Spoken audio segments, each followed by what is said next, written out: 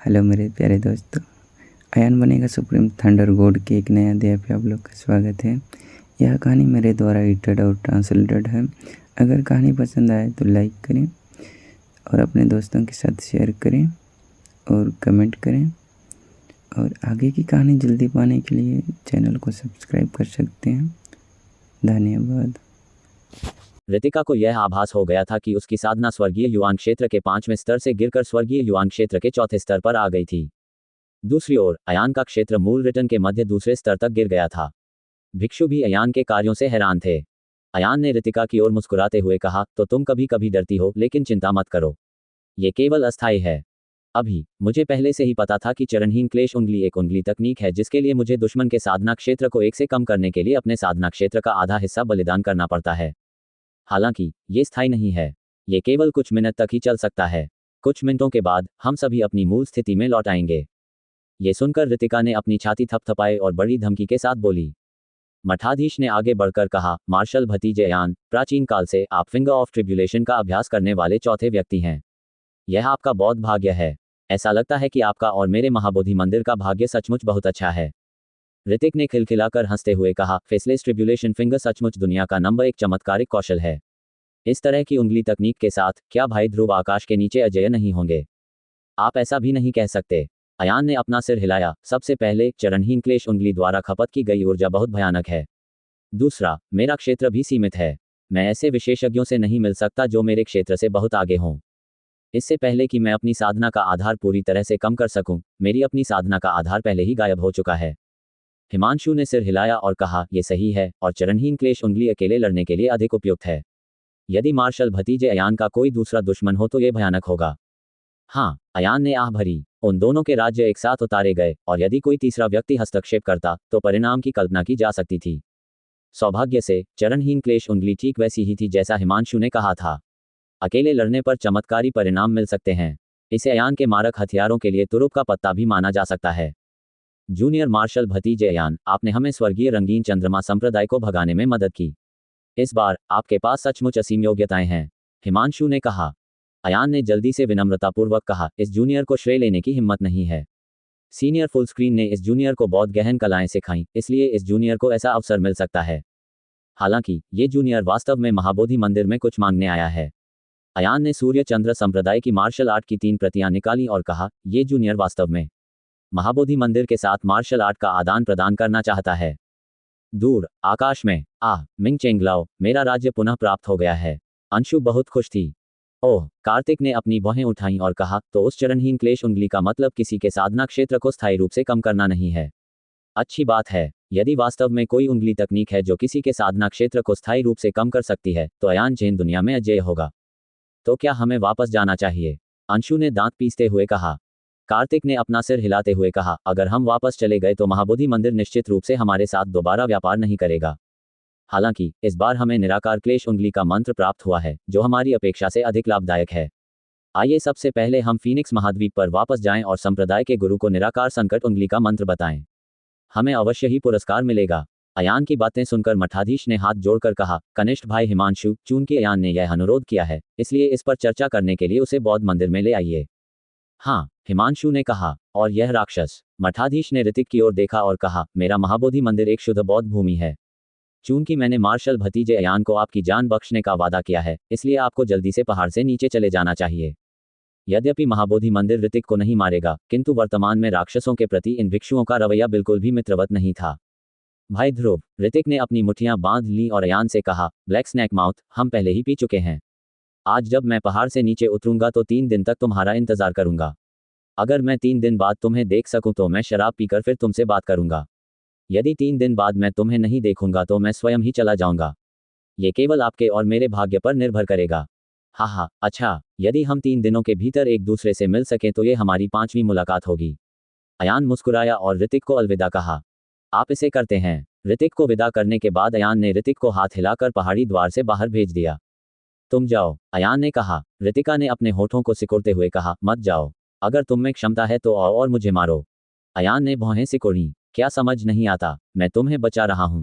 प्रतियोगिता के दौरान मठाधीश और एल्डर हिमांशु को पता चला कि आप एक महिला हैं।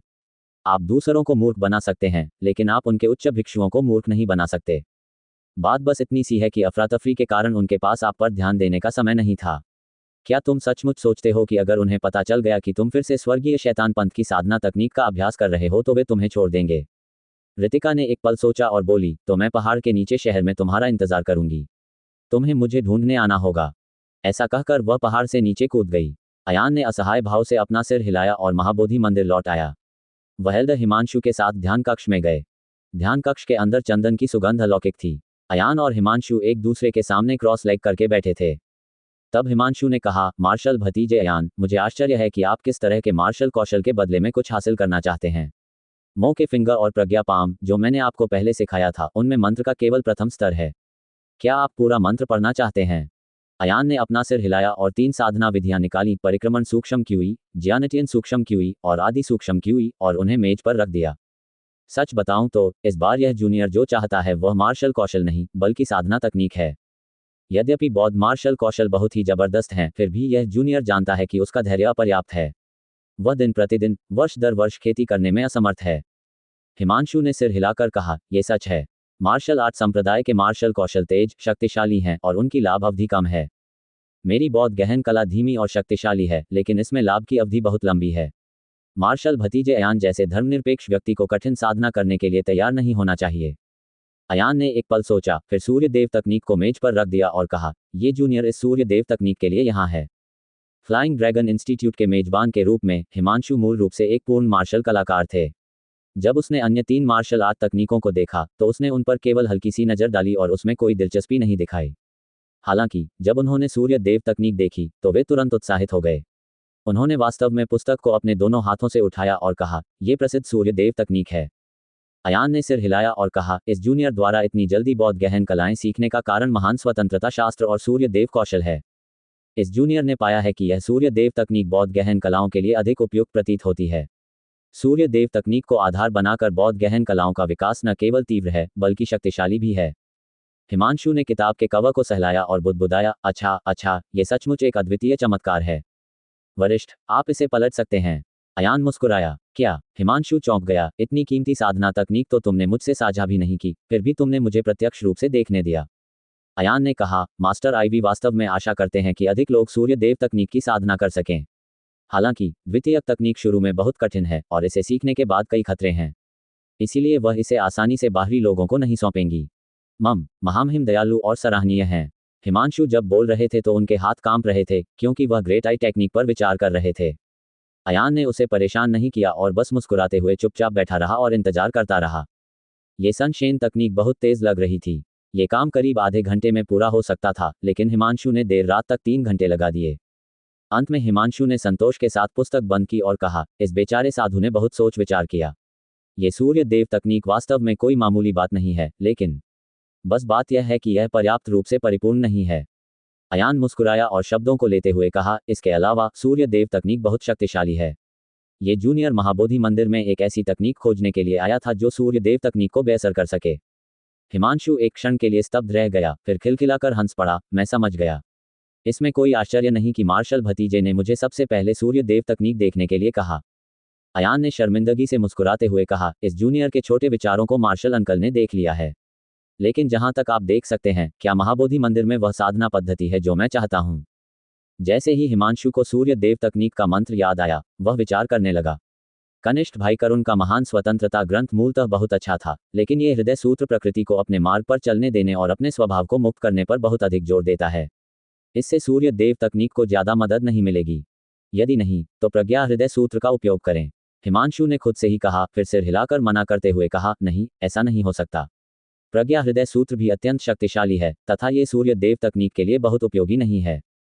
तो फिर बोलुओमी हृदय सूत्र का उपयोग करना अच्छा नहीं है। इस प्रकार का हृदय सूत्र बहुत कोमल है। प्रायः इसे विकसित करने से लोगों में कोई इच्छा या चाहत नहीं रह जाती। इससे न केवल सूर्य देव तकनीक को कोई लाभ नहीं होगा, बल्कि इसके दुष्प्रभाव भी होंगे। अयान उसे परेशान नहीं करता था, इसलिए उसने हिमांशु को अकेले में सोचने दिया। हिमांशु ने विचार करते हुए अपने दोनों हाथों का उपयोग स्ट्रोक की तुलना करने के लिए किया। वह ये सोच रहा था कि उसका ध्यान भटक गया है। भोर होते ही हिमांशु ने आखिरकार अपना माथा थपथपाया और कहा, अया, मैं सचमुच उलझन में हूँ। मैं हमेशा से इस तकनीक को बेअसर करना चाहता था, लेकिन मैं भूल गया कि सूर्य देव तकनीक को बेअसर करने का सबसे अच्छा माध्यम वास्तव में एक मानव है। ऐसा कहते हुए हिमांशु ने अपने माथे पर थपकी दी और बाहर भाग गया, जिससे अयान वहीं हतप्रभ बैठा रह गया। अयान एक पल के लिए स्तब्ध रह गया, फिर कड़वी मुस्कान के साथ बोला, मास्टर वास्तव में मार्शल आर्ट के मामले में बेवकूफ़ हैं। कुछ देर बाद हिमांशु हाथ में एक किताब लेकर अंदर आया। अयान ने इधर उधर देखा और पुस्तक के कवर पर 3 बड़े अक्षर लिखे देखे, मज्जा शुद्धि शास्त्र। हिमांशु ने प्रसन्नतापूर्वक कहा, हमारे बौद्ध संप्रदाय में अनेक प्रकार की गहन कलाएं हैं। 72 अद्वितीय मार्शल आर्ट कौशल हैं। हालांकि हमारे बीच विशेषताओं में अंतर हैं। खेती करते समय हमारा एक दूसरे से टकराना अपरिहार्य है, और इस मज्जा शोधन शास्त्र का मध्यस्थता प्रभाव है। मार्शल भतीजे अयान, यदि आप इस शास्त्र का अभ्यास करते हैं तो यह निश्चित रूप से आपके सूर्य देव तकनीक के लिए फायदेमंद होगा। अयान बहुत खुश हुआ और बोला, मार्शल अंकल, यह मज्जा शोधन ग्रंथ बौद्ध धर्म का एक अनमोल खजाना है। क्या तुम सचमुच मुझे ये सिखाने को तैयार हो? हिमांशु ने कहा। मार्शल भतीजे अयान के दिल में धार्मिकता की भावना बहुत प्रबल है। इस तकनीक का अभ्यास विश्व के सभी जीवों के लिए लाभदायक और हानिरहित है। क्यों नहीं? मार्शल भतीजे, शास्त्र ग्रहण करो। अयान ने जल्दी से झुककर धर्मग्रंथ अपने हाथ में ले लिया। दिन की योजना सुबह में निहित है। तुम्हें अब साधना शुरू कर देनी चाहिए और मार्शल अंकल तुम्हारी सहायता करेंगे, हिमांशु ने कहा। अयान मूलतः इसे ध्यानपूर्वक पढ़ना चाहता था और तब तक इंतजार करना चाहता था जब तक कि वह इसे पूरी तरह से समझ न ले, उसके बाद ही खेती करना चाहता था। उन्हें उम्मीद नहीं थी कि हिमांशु वास्तव में उन्हें व्यक्तिगत रूप से मार्गदर्शन देने के लिए तैयार होंगे। ये सर्वोत्तम था। तुरंत ही अयान प्रार्थना की चटाई पर पैर मोड़कर बैठ गया। उसकी आंखें हल्की बंद थीं, दोनों हाथ एक दूसरे के ऊपर थे और वह स्वाभाविक रूप से आध्यात्मिक सागर पर उतरा। हिमांशु उनके पास प्रार्थना की चटाई पर पालथी मारकर बैठ गया और बोला, मज्जा शुद्धि शास्त्र कई भागों में विभाजित है। ध्यान से सुनो। ब्रह्मांड में सर्वोच्च बुद्धि है और इसे देखना और सुनना कठिन है। जो कोई भी इसे समझ सकता है वह युआन क्यूई का है। क्यूई अनुचित और अशुभ है, इसलिए तर्क की कोई आवश्यकता नहीं है और क्यूई की भी कोई आवश्यकता नहीं है। जब हम मिलते हैं तो ऐसा ही होता है। अयान ने ध्यान से सुना और चुपचाप साधना जारी रखी। एक पैराग्राफ सुनने के बाद अगले पैराग्राफ से आवाज आई। युआन क्यूई लंबे समय से सघन है, जो जल, अग्नि, पृथ्वी, पानी और कुनलुन पर्वत की चोटी में परिवर्तित हो रहा है। शांति से बैठें और गर्मी पैदा करें। पानी में अग्नि उपकरण है और आर्द्रता और गर्मी वाष्पोत्सर्जन है। साधना के दूसरे चरण के बाद अयान को ऐसा महसूस हुआ जैसे उसका पूरा शरीर एक गर्म झरने में डूब गया हो। उनकी शिरोबिंदु और आध्यात्मिक सागर दोनों ही गर्म और नम थे, दो शरहित जैद के टुकड़े की तरह। और फिर अंतिम कुछ पैराग्राफ। सभी चीजें नहीं हैं। वे मेरे साथ एक हैं। वे प्रेत का निर्माण करते हैं और व्यापार में सहायता करते हैं। किसी के पास कुछ तो होना ही चाहिए। बिना लाठी के अंधे आदमी की तरह चलो। अपने पैरों को नीचे उठाएं और स्थिर रूप से आगे बढ़ें। इस तरह कदम दर कदम। टैंडन ट्रांसफॉर्मेशन तकनीक को पूरा करने के बाद आप वज्रकाया बन जाएंगे। बाह्य संवेदना पर आक्रमण नहीं किया जा सकता तथा भोजन एकत्रित नहीं होता। आप अभी भी 7 भावनाओं के आघात से डरते हैं और आपकी आदिम आत्मा स्वयं को नियंत्रित नहीं कर सकती। भले ही आपके पास वज्र चरण है, फिर भी आप एक मांस और रक्त ड्राइव हैं। हिमांशु ने पूरे मन से अयान के लिए शास्त्र पढ़े और कभी कभी अयान को उन्हें बेहतर ढंग से समझने में मदद करने के लिए अपने कुछ अनुभवों को इसमें शामिल किया। अस्थि शोधन के सभी शास्त्रों का अभ्यास करने के बाद अयान को लगा कि वह पूरी तरह से नया है। मार्शल कलाकार अक्सर विभिन्न प्रकार की मार्शल तकनीकों का अभ्यास करते हैं, ठीक वैसे ही जैसे एक कप पानी का अभ्यास किया जाता है। वे नदियों, झीलों और समुद्रों के सभी प्रकार के पानी से लगातार भरे रहते थे और यह अपरिहार्य था कि वे एक में मिल जाएंगे। इस अस्थि शोधन शास्त्र ने अयान को एक नए पानी के प्याले में बदल दिया था जो दोषरहित और स्वच्छ था। हालांकि अभ्यास समाप्त करने के बाद अयान ने एक लंबी सांस छोड़ी। मैं अभी भी 7 भावनाओं से डरता हूं। मेरी आदिम आत्मा स्वयं को नियंत्रित नहीं कर सकती। भले ही मेरे पास हीरा रूप है, फिर भी मैं मांस और रक्त से बना हूं। इन कुछ शास्त्रों को पढ़कर अयान को अनायास ही उस महान साधु की याद आ गई जो कालकोठरी की 18वीं मंजिल पर चढ़ गया था। यह अवश्यंभावी था कि वह दुखी होगा। ना हिमांशु ने कहा, मार्शल भतीजे अयान, आपको अगले 3 दिनों तक खाने या पीने की अनुमति नहीं है। आपको इस तकनीक का अभ्यास बिना किसी रुकावट के करना चाहिए। हाँ, अयान ने आदरपूर्वक सिर हिलाया। इस बार उन्हें हिमांशु के मार्गदर्शन की आवश्यकता नहीं पड़ी और उन्होंने साधना शुरू कर दी। यह मार्शल भतीजा नान मार्शल आर्ट में एक प्राकृतिक प्रतिभा है। हिमांशु ने सिर हिलाया और खुद से कहा, मुझे नहीं लगता कि मैं समझ पाया था जब मैंने पहली बार 10 दिनों तक मज्जा सफाई शास्त्र की साधना की थी। जहां तक मार्शल भतीजे अयान की बात है तो उसने वास्तव में एक ही बार में सब कुछ सीख लिया, जो सराहनीय है। इस बिंदु पर हिमांशु ने सूर्य देव तकनीक को फैलाया और मंत्र के अनुसार साधना शुरू कर दी। अगले 3 दिनों तक कमरा बेहद शांत रहा। ऐसा लग रहा था जैसे अंदर कोई बैठा ही नहीं था। उन्होंने दरवाजा भी बंद नहीं किया और पूरी स्वतंत्रता से खेती करते रहे। कभी कभी कमरा साफ करने वाला छोटा भिक्षु वहां से गुजरता था।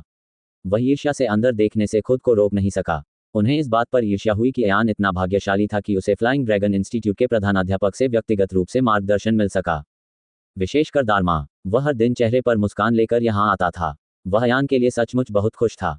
यह मज्जा शोधन शास्त्र कोई युद्ध तकनीक नहीं थी। इसकी खेती करने से युआन क्यूई या खेती के क्षेत्रों पर कोई प्रभाव नहीं पड़ता, लेकिन इसका सबसे बड़ा कार्य बेअसर करना और विनियमित करना था। अयान ने 3 दिन और 3 रात अभ्यास किया। चौथे दिन सुबह जब उसने आंखें खोली तो उसे लगा कि उसका पूरा शरीर बदल गया है। हालांकि जो बात अलग थी वह ये थी कि वह उसे स्पष्ट रूप से बता भी नहीं सका। उसने पलटकर देखा कि जिस फुटॉन पर हिमांशु बैठा था वह खाली था। पीछे मुड़कर उसने देखा कि हिमांशु आंगन में खड़ी आसमान की ओर देख रही थी। उसकी आंखें असमंजस से भरी हुई थीं। अयान जल्दी से बाहर गया और बोला, नमस्कार मार्शल अंकल हिमांशु। हिमांशु ने आसमान की ओर देखा और अफसोस से आह भरते हुए कहा, मैंने सूर्य देव तकनीक की साधना करने की कोशिश की, लेकिन 3 दिन और 3 रातें बीत गईं, फिर भी मुझे सूर्य की शक्ति का जरा सा भी एहसास नहीं हुआ। अयान को नहीं पता था कि उसे कैसे दिलासा दे, इसलिए वह केवल इतना ही कह सका, जब इस जूनियर ने सूर्य देव तकनीक की साधना की तो ये बहुत कठिन था।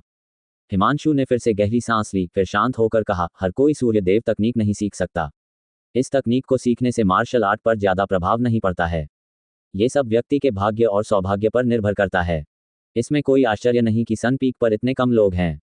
ये तकनीक पुनर्तः परिपूर्ण नहीं है, इसे विकसित करना अत्यंत कठिन तो बिल्कुल भी नहीं है। सनशेन तकनीक पुनर्तः सही नहीं थी, लेकिन अधिक परेशानी वाली बात थी शुरुआती लोगों के लिए। यदि आपके पास पर्याप्त प्रतिभा और सौभाग्य नहीं है, तो आप 10 से 8 वर्षों तक भी मंत्र के प्रथम स्तर की साधना नहीं कर पाएंगे। भूल जाओ, ये बेचारा साधु बहुत लालची है। राहत महसूस करते हुए हिमांशु ने मुस्कुराते हुए अयान से कहा, जूनियर मार्शल भतीजे, आप ये देखने की कोशिश कर सकते हैं कि क्या मज्जा सफाई शास्त्र सूर्य देव तकनीक के लिए सहायक है। अयान भी बहुत उत्साहित था। उन्होंने सूर्य को हिंसक रूप से क्रोधित करने के लिए शीघ्रता से सूर्य देव तकनीक को सक्रिय किया। हालांकि जब उसने एक शक्तिशाली सूर्य की रोशनी को अयान के पूरे शरीर को ढकते हुए देखा, तो सूर्य की रोशनी अतुलनीय रूप से चमकदार थी और अत्यंत भयंकर शक्ति उत्सर्जित कर रही थी। हालांकि हिमांशु को पहले ही यह पता चल चुका था, लेकिन सूर्य देव तकनीक के चमत्कार को अपनी आंखों से देखकर वह पछताए बिना नहीं रह सका। अयान ने प्रतिरोध किया और ये देखने की कोशिश की कि क्या मज्जा शोधन शास्त्र उसके लिए कोई मदद कर सकता है। वह सचमुच ऐसा नहीं कर सका। उसके पास अभी भी बर्फ का एक क्रिस्टल था। सामान्यतः जब सूर्य को लगभग 15 सेकंड के लिए छोड़ा जाता है, तो वह पहले ही खतरनाक अवस्था में पहुंच चुका होता है तथा प्रतिकूल प्रभाव की संभावना दिखने लगती है। जब समय 20 सेकंड पर आया तो प्रतिक्रिया की संभावना बहुत बढ़ गई। जब 30 सेकंड का समय आया तो ये लगभग निश्चित हो गया कि प्रतिक्रिया होगी। लेकिन आज अयान ने पहले ही 1 मिनट के लिए सनक्वेंचिंग तकनीक का उपयोग कर लिया था और उसे अभी भी प्रतिक्रिया का जरा सा भी खतरा महसूस नहीं हो रहा था।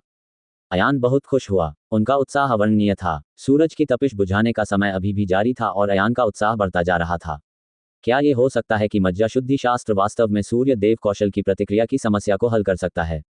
उस स्थिति में क्या मास्टर भविष्य में सुरक्षित नहीं रहेंगे? क्या आप इच्छानुसार सूर्य देव तकनीक का उपयोग कर सकते हैं? इस समय सूरज की तपिश 5 मिनट से जारी थी, लेकिन आसमान से उतरती धूप कमजोर पड़ने लगी थी। सूर्य देव तकनीक मूलतः एक उच्च उपभोग तकनीक थी। यदि इसका उल्टा असर न भी हो तो भी यह जीवन भर नहीं चल पाएगा। जब अयान 8 मिनट तक टिक पाया तो वह लगभग टिक नहीं सका। 9 मिनट के बाद सूरज धीरे धीरे लुप्त हो गया। अयान ने गहरी सांस ली और उत्साह से हंसा। 9 मिनट तक सूरज की तपिश को शांत करने के बारे में अयान आमतौर पर सोचने की हिम्मत भी नहीं करता था। यदि उसने अपनी सारी युआन क्यूई समाप्त नहीं की होती, तो वह निश्चित रूप से अधिक समय तक टिक सकता था। धन्यवाद मार्शल अंकल। अयान इतना उत्साहित था कि वह जल्दी से हिमांशु के सामने घुटने के बल बैठ गया। हालांकि करुण के चेहरे पर मुस्कान बहुत ज्यादा नहीं थी। उन्होंने अपना सिर हिलाते हुए कहा, ऐसा लगता है कि मज्जा शुद्धि शास्त्र अभी भी सूर्य देव कौशल के प्रतिशोध को हल करने में असमर्थ है। क्यों? अयान हैरान होकर बोला, ये जूनियर अभी अभी स्पष्ट रूप से सफल हुआ है। हिमांशु ने सिर हिलाते हुए कहा, मैंने सूर्य की तपिश कम करने की पूरी प्रक्रिया को स्वयं देखा है। मज्जा शोधन शास्त्र ने वास्तव में सूर्य देव तकनीक को निष्प्रभावी कर दिया है, लेकिन ये केवल पृथ्वी यान के तीसरे स्तर तक ही सीमित है। जब आप स्वर्गीय यांग शास्त्र के तीसरे स्तर को सीखते हैं, तो इस मज्जा सफाई शास्त्र को दबाया नहीं जा सकेगा। ये सुनकर अयान भी निराश हो गया। सूर्य देव तकनीक में 3 चरण थे, पृथ्वी यांग तृतीय परत, स्वर्गीय यांग तृतीय परत और प्रज्वलित सूर्य तृतीय परत। वह वर्तमान में पृथ्वी यांग क्षेत्र के दूसरे स्तर पर था, लेकिन यदि मज्जा सफाई शास्त्र केवल पृथ्वी यांग क्षेत्र के तीसरे स्तर के प्रतिक्रिया को दबा सकता है, तो यह उसके स्वामी के लिए बेकार होगा। क्या इसका मतलब यह नहीं था कि पश्चिमी क्षेत्रों की उनकी यात्रा व्यर्थ थी? ये सोचकर अयान आह भरने से खुद को रोक नहीं सका। हिमांशु ने कहा, गाड़ी आने से पहले कोई रास्ता तो होगा ही। मेरे छोटे से अनुभव से ये सूर्य दिव्य कला दुनिया की सबसे मजबूत साधना पद्धति है, लेकिन मुझे विश्वास है कि एक दिन आपको इसका समाधान मिल जाएगा। धन्यवाद मार्शल अंकल, मुझे सांत्वना देने के लिए। यदि ऐसा है तो ये जूनियर अब आपको परेशान नहीं करेगा। अयान ने हिमांशु को प्रणाम किया और जाने के लिए तैयार हो गया। हालांकि हिमांशु ने कहा, इस समय ली मंदिर सुरक्षित नहीं है। मुझे डर है कि स्वर्गीय रंगीन चंद्रमा संप्रदाय आप पर घात लगाएगा। यदि वे आपके खिलाफ षड्यंत्र करना चाहते हैं तो आपके लिए बेहतर होगा कि आप कुछ और समय तक यहीं रहें और खेती करें। उत्कृष्ट। इस अवसर पर मैं आपको उन गहन बौद्ध कलाओं के बारे में कुछ जानकारी देना चाहता हूं जो आपने सीखी हैं। अयान ने कृतज्ञतापूर्वक कहा, लेकिन इस जूनियर की हिम्मत कैसे हुई? बहुत अधिक विनम्र होने की कोई आवश्यकता नहीं है। हिमांशु ने हाथ हिलाकर कहा, धर्मा आओ। दारमा, जो बगल में पहरा दे रहा था, ने तुरंत ड्रैगन ब्लड सेबर को ऊपर उठा लिया। जब अयान को अपना हथियार पुनः मिल गया तो वह स्वाभाविक रूप से बहुत खुश हुआ। उसने उसके हाथ से ड्रैगन ब्लड सेबर लिया और उसे प्यार से सहलाया। हिमांशु ने कहा, मार्शल भतीजे, अयान ने पहले ही मो के फिंगर सीख लिया है। प्रज्ञा हथेली और अंगुली रहित क्लेश उंगली आपके लिए उपयुक्त नहीं है। हालांकि चूंकि आपको लगता है कि आप पूरे साल एकांत में साधना करने के लिए पर्याप्त धैर्यवान नहीं हैं, तो मो के फिंगर और प्रज्ञा पाम अब आपके लिए उपयुक्त नहीं है। ये गरीब भिक्षु सोच रहा है कि क्या मैं इन दो बौद्ध गहन कलाओं को कृपाण तकनीकों में बदल सकता हूँ। अयान को तुरंत दिलचस्पी हो गई और उसने जल्दी से कहा, अगर ऐसा है तो धन्यवाद मार्शल अंकल। हिमांशु ने ड्रैगन ब्लड सेबर लिया और उसे अपने सामने क्षैतिज रूप से रख दिया। मौके ने बताया कि 3 शैलियां हैं। 3 नरक में जाता है। मैं इन दिनों सूर्य देव तकनीक नहीं सीख पा रहा हूं, इसलिए मैंने इसे अधिक आसान और शक्तिशाली कृपाण तकनीक में बदलने के लिए समय निकाला। ऐसा करने के लाभ तो स्पष्ट हैं, लेकिन इसका नकारात्मक पक्ष यह है कि आपने इस कृपाण तकनीक के विकास को खत्म कर दिया है। हालांकि आपके वर्तमान चरण के साथ इस कृपाण का उपयोग पहले से ही अनंत माना जाता है, यहां तक कि इस स्तर पर मो के द्वारा बताए गए से भी अधिक शक्तिशाली है। जब आप स्वर्गीय मूल क्षेत्र में पहुंच जाएं, तो बस इस कृपाण तकनीक को त्याग दें। जैसे ही वह बोल रहा था, हिमांशु ने अचानक अपनी तलवार से हमला कर दिया। तेज कृपाण प्रकाश बाहर उड़ गया। कृपाण की रोशनी पारभासी और आग जैसी लाल थी। दूसरा कृपाण। हिमांशु ने फिर से काटा और ब्लेड की तेज रोशनी ज्वाला में रोशनी में बदल गई, जिससे हवा अत्यधिक गर्म हो गई। तीसरा वार। हिमांशु ने फिर वार किया और इस वार की रोशनी पहले ही रक्त लाल अर्धचंद्र में बदल चुकी थी। खून का रंग इतना गाढ़ा था कि ऐसा लग रहा था जैसे वह भी टपकेगा। अयान ने ठंडी सांस ली, बहुत मजबूत। हिमांशु ने कहा, हालांकि मैंने सूर्य देव तकनीक नहीं सीखी है, फिर भी मैं सूर्य देव तकनीक के सिद्धांतों को समझता हूं। ये तीनों चालें सूर्य देव तकनीक पर आधारित हैं और मौके की उंगली इसकी कुंजी है।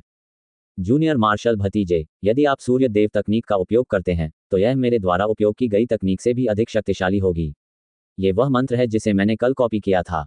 मैं इसे आप पर छोड़ता हूं। अयान ने किताब ली और उस पर 4 शब्द लिखे थे, यांग फ्लेम सेबर तकनीक। हिमांशु ने विशाल कृपाण को अपने हाथ में पकड़ लिया और आगे कहा, प्रज्ञा हथेली की शक्ति बहुत बड़ी है। हालांकि आपके पास बौद्ध तकनीकों में ठोस आधार का अभाव है। यदि आप इसका प्रयोग करेंगे तो आपको निश्चित रूप से प्रतिकूल प्रतिक्रिया झेलनी पड़ेगी। मैं भी इस बात को नहीं बदल सकता। मैं केवल कृपाण तकनीक ही बना सकता हूं। तुम्हें इसका उपयोग सावधानी से करना चाहिए। जैसे ही उसने यह बात कही, हिमांशु ने अपनी कृपाण आकाश की ओर तान दी और कृपाण की एक 20 मीटर ऊंची रोशनी आसमान में उठ गई। ब्लेड की रोशनी में कुछ शास्त्र धुंधले से दिखाई दे रहे थे, जो अत्यंत गरिमा में लग रहे थे। ये वह कृपाण प्रकाश है जो मैंने मूल रिटर्न के 5वें स्तर का अनुकरण करते समय उत्सर्जित किया था। ये कहते हुए हिमांशु ने कृपाण की लाइट को जोर से जमीन पर पटक दिया। एक क्षण में आकाश में एक धीमी सी मंत्रोच्चार की ध्वनि गूंज उठी। जैसे ही कृपाण की रोशनी नीचे गिरी, उसने 100 झांक की तीव्र रोशनी उत्सर्जित की, जिससे पूरा सामने का यार्ड कांप उठा। जैसे ही हिमांशु की कृपाण की रोशनी जमीन पर पड़ने वाली थी, उसने उसे वापस खींच लिया और अयान को सौंप दिया। ये प्रज्ञा पाम की संशोधित कृपाण तकनीक है। इसमें भी कोई वृद्धि नहीं है, लेकिन इस स्तर पर इसकी शक्ति असीम है। हिमांशु ने कृपाण की बत्ती अयान को सौंपते हुए कहा, यह प्रज्ञा पाम की संशोधित कृपाण तकनीक है। किताब लेते ही अयान का खून खौल उठा। पुस्तक पर 3 शब्द लिखे थे, ड्रैगन सबड्यूइंग / मार्शल भतीजे अयान, ठीक से खेती करो। 3 दिन में मैं परिणामों का परीक्षण करूंगा। हिमांशु ने ड्रैगन ब्लड सेबर अयान को लौटा दिया और जाने के लिए मुड़ गया। अयान को नहीं पता था कि हिमांशु के प्रति कैसे कृतज्ञ होना चाहिए, इसलिए वह केवल लगन से साधना कर सकता था। जैसा कि हिमांशु ने बताया, ये दोनों मार्शल कौशल सूर्य देव तकनीक से संकलित किए गए थे। इनकी खेती करना मौके पॉइंटेड और प्रज्ञा पाम का उपयोग करने से भी अधिक कठिन था। सौभाग्य से अयान ने पहले ही मौके फिंगर और प्रज्ञा पाम की पहली परत सीख ली थी, इसलिए कृपाण तकनीक का अभ्यास करना मुश्किल नहीं था। 3 दिन बाद हिमांशु दारमा को निरीक्षण के लिए वापस ले आया। अयान ने 3 दिनों तक कड़ी मेहनत से खेती की। चौथे दिन उन्होंने हिमांशु का आदरपूर्वक स्वागत किया और कहा, मार्शल अंकल को रिपोर्ट करते हुए, इस जूनियर ने पहले ही इसे अच्छी तरह से सीख लिया है। हम देखते हैं। हिमांशु ने मुस्कुराकर सिर हिलाया। अयान ने सबसे पहले यांग फ्लेम सेबर तकनीक का इस्तेमाल किया। पहला ब्लेड ज्वाला प्रकाश से मिश्रित था, दूसरा ब्लेड शुद्ध ज्वाला प्रकाश था और तीसरा ब्लेड रक्त लाल अर्धचंद्राकार प्रकाश था। जूनियर भाई अयान इन 3 कृपाणों का उपयोग करने में मेजबान से भी अधिक शक्तिशाली है। दारमा ने जब बगल से देखा तो वह चौंक गया। जब अयान ने ड्रैगन स्लेइंग स्लैश को अंजाम दिया तो वह भी 20 मीटर लंबी ब्लेड लाइट थी। ब्लेड की सतह पर अस्पष्ट शब्दों की एक परत प्रकाश में दिखाई दी और यह अत्यंत शक्तिशाली थी। हालांकि जब उसने ये चाल चली तो अयान खुद भी भयानक प्रतिक्रिया से पीछे की ओर उड़ गया। खांसते खांसते उसके मुंह से खून निकल आया और उसे अंदरूनी चोटें आईं। हालांकि dragon subduing slash blade light की शक्ति ने इसे मूल रिटर्न दायरे के 7वें स्तर पर मजबूर कर दिया था। अद्भुत, बहुत अद्भुत। दारमा अपनी प्रशंसा करने से खुद को रोक नहीं सका। मैं व्यस्त नहीं हूं, अभी भी चालों में बदलाव हो रहा है। हालांकि हिमांशु ने मंद मंद मुस्कुराया, उसकी प्रशंसा करने की कोई जल्दी नहीं थी। अयान ने अपने मुंह के कोने से खून पोंछते हुए कहा, मार्शल अंकल को पहले ही इसका अंदाजा हो गया है। क्या कोई और चाल है? दारमा उत्सुकता से भर गया और जल्दी से बोला, जूनियर भाई जल्दी से जाकर देखो। अयान ने अपनी कृपाण आकाश की ओर तानकर चिल्लाया, सूर्य की आग बुझाओ। अचानक सूर्य की तेज किरणें उतरी और अयान को घेर लिया। सूर्य की अग्नि को बुझाने की स्थिति में अयान ने यांग फ्लेम सेबर तकनीक का उपयोग किया। पहले ब्लेड से एक ब्लेड लाइट निकली। ब्लेड की सतह पर अब कोई साधारण ज्वाला नहीं थी, बल्कि एक भयंकर जलती हुई यांग ज्वाला थी। आग वास्तव में हल्के हरे रंग की थी। कितना उच्च तापमान है! दारमा अपने चेहरे को दोनों हाथों से ढकने से खुद को रोक नहीं सका, मानो उसका चेहरा आग में भून रहा हो। अयान ने दूसरी बार वार किया और ब्लेड की रोशनी पूरी तरह से यांग फायर ब्लेड लाइट में बदल गई। ये शुद्ध हरे रंग की ज्वाला जैसी रोशनी थी और घटनास्थल का तापमान एक और स्तर तक बढ़ गया था। इससे पहले कि वह उच्च तापमान को सहन कर पाता, दारमा को पहले ही 1 दर्जन से अधिक कदम पीछे हटना पड़ा। अयान ने एक गहरी सांस ली और अपना तीसरा स्लैश मारा। ये तीसरा वार वास्तव में एक शुद्ध श्वेत ज्वाला थी जो अत्यंत प्रचंड थी। ऐसा लग रहा था जैसे आग की लपटें सूरज से छीन ली गई हों। ये कृपाण प्रकाश बहुत तेज गति से निकला और कृपाण प्रकाश की सतह सूर्य की लपटों से भर गई। इसकी ऊंचाई अभी भी जमीन से 1 मीटर दूर थी, लेकिन इसके कारण नीले पत्थर का फर्श वास्तव में पिघलकर मैग्मा के एक लंबे पथ में बदल गया था। दारमा इस कृपाण के प्रहार का सामना नहीं कर सका, लेकिन इस कृपाण के प्रहार के तापमान ने पहले ही दारमा को इसे रोकने के लिए अपने युआन क्यूई को प्रसारित करने के लिए मजबूर कर दिया था। इसलिए इतना मजबूत। दारमा की आंखें चौड़ी हो गईं। वह जो कुछ देख रहा था उस पर उसे विश्वास ही नहीं हो रहा था। मार्शल अंकल को पहले से ही पता था कि ऐसा होगा। अयान ने संतुष्ट मुस्कान के साथ कहा, अन्यथा मैंने इसका नाम यांग फ्लेम सेबर तकनीक नहीं रखा होता। हिमांशु मुस्कुराया और कहा, मार्शल भतीजे अयान, अगर आपकी चोटें गंभीर नहीं हैं तो आप ड्रैगन सबड्यूइंग स्लैश की कोशिश कर सकते हैं। अयान ने सिर हिलाया और सूर्य की तपिश को बुझाने की मुद्रा बनाए रखते हुए विशालकाय कृपाण को आकाश में ऊंचा उठा दिया। इसके तुरंत बाद सूर्य की बढ़ती हुई शक्ति ब्लेड में घुस गई और तेजी से 20 मीटर लंबी ब्लेड की रोशनी को आकाश में संघनित कर दिया। इस बार कृपाण की रोशनी बिल्कुल अलग थी। न केवल 20 मीटर लंबी कृपाण की रोशनी से यांग की लपटें संघनित हो रही थीं, बल्कि तापमान भी भयावह रूप से ऊंचा था तथा सतह पर अस्पष्ट शास्त्र भी दिखाई दे रहे थे। इससे भी अधिक आश्चर्य की बात यह थी कि वास्तव में 2 क्यूई ड्रैगन ब्लेड लाइट के चारों ओर चक्कर लगा रहे थे। दोनों छोटे ड्रैगन लगभग 5 मीटर लंबे थे। वे पौराणिक एजियो ड्रैगन के समान दिखते थे, लेकिन वे अत्यंत गर्म गैस से बने थे। दोनों क्यूई ड्रैगन धीरे धीरे कृपाण प्रकाश के चारों ओर कुंडली बनाकर ऊपर उठ गए। कृपाण की रोशनी में रखे शास्त्र भी लगातार एक दूसरे पर चमक रहे थे। जब अयान की कृपाण धरती पर उतरी तो उसकी भयावह रोशनी सूर्य की सतह पर पल रही आत्मा के समान थी। इसकी शक्ति कम हो गई और अकेले तापमान के कारण हवा जलने लगी। दारमा और हिमांशु दोनों आग की लपटों में घिर गए। दारमा ने अपना हाथ हल्का सा हिलाया और युआन क्यूई का एक हल्का सा धागा उनके चारों ओर लिपट गया। हालांकि उसी समय अयान को जो झटका लगा वह और भी भयानक था। उसने तुरंत अयान को उड़ा दिया और खून थूक दिया, जिससे उसे और भी गंभीर आंतरिक चोटें आईं। अयान के हाथ में ब्लेड लाइट का नियंत्रण खत्म हो गया और वह घबराकर जमीन पर गिर पड़ी।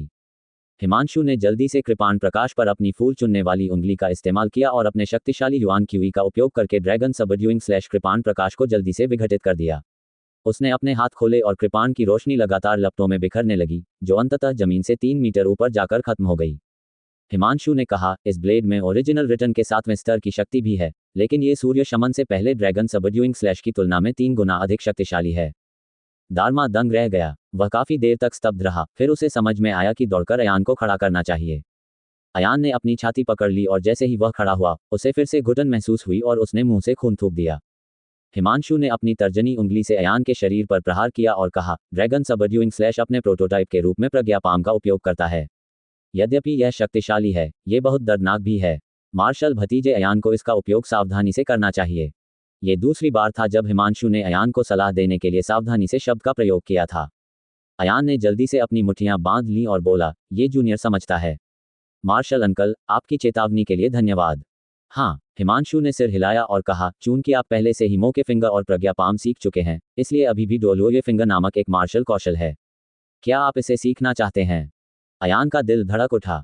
वह इसके लिए उत्सुक था, लेकिन कुछ सोचने के बाद उसने अपना सिर हिलाया और कहा, ये जूनियर अपनी क्षमता से अधिक लालची है, इसलिए वह नहीं चाहता कि लुओये उसकी ओर इशारा करे। हिमांशु ने अपनी दाढ़ी पर हाथ फेरा और मुस्कुराया, अच्छा अच्छा अच्छा। आखिरकार आपकी ऊर्जा सीमित है। जितना अधिक आप सीखेंगे, यह उतना ही अधिक जटिल होता जाएगा। भविष्य में आपको इस यांग फ्लेम सेबर तकनीक और ड्रैगन सबड्यूइंग स्लैश में विशेषज्ञता हासिल करनी चाहिए।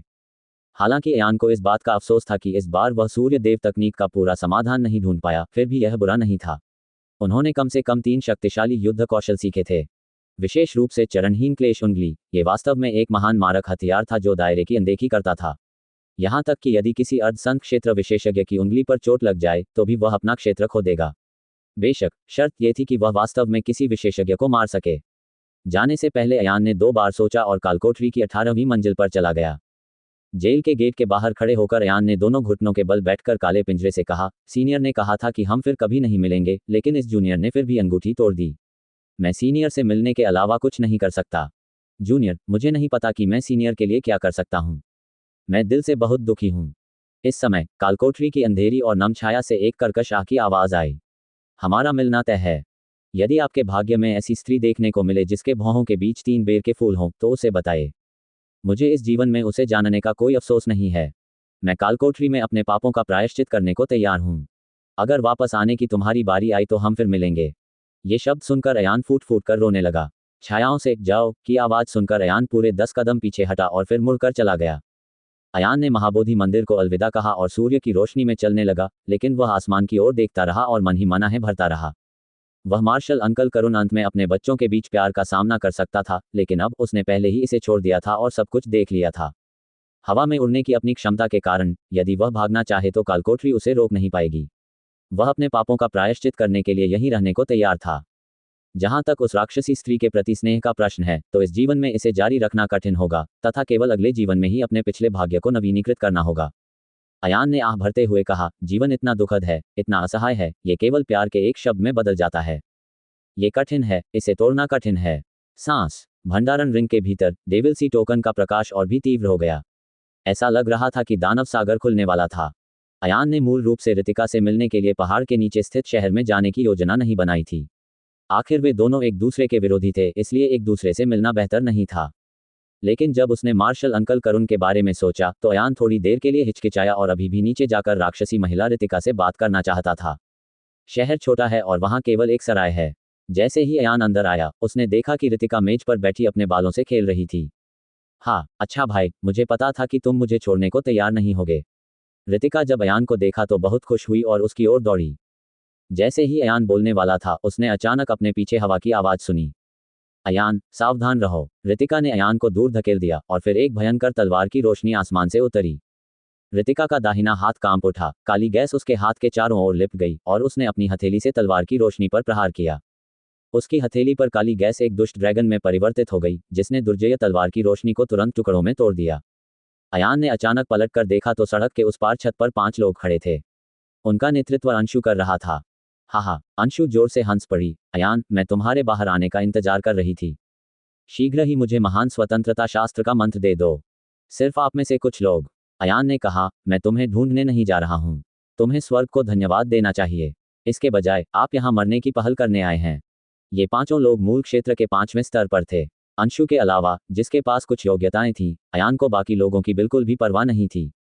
अंशु ने उसके कंधों को पकड़ लिया और व्यंग्यात्मक लहजे में कहा, मैं जानती हूं कि तुम मजबूत हो गए हो, लेकिन क्या तुम्हें सचमुच लगता है कि तुमने मेरी सारी ताकत देख ली है? बोलते समय अंशु ने अपना दाहिना हाथ दिखाया, जो मोटी पट्टियों में बंधा हुआ था। क्या? पट्टी देखते ही अयान को तुरंत समझ आ गया।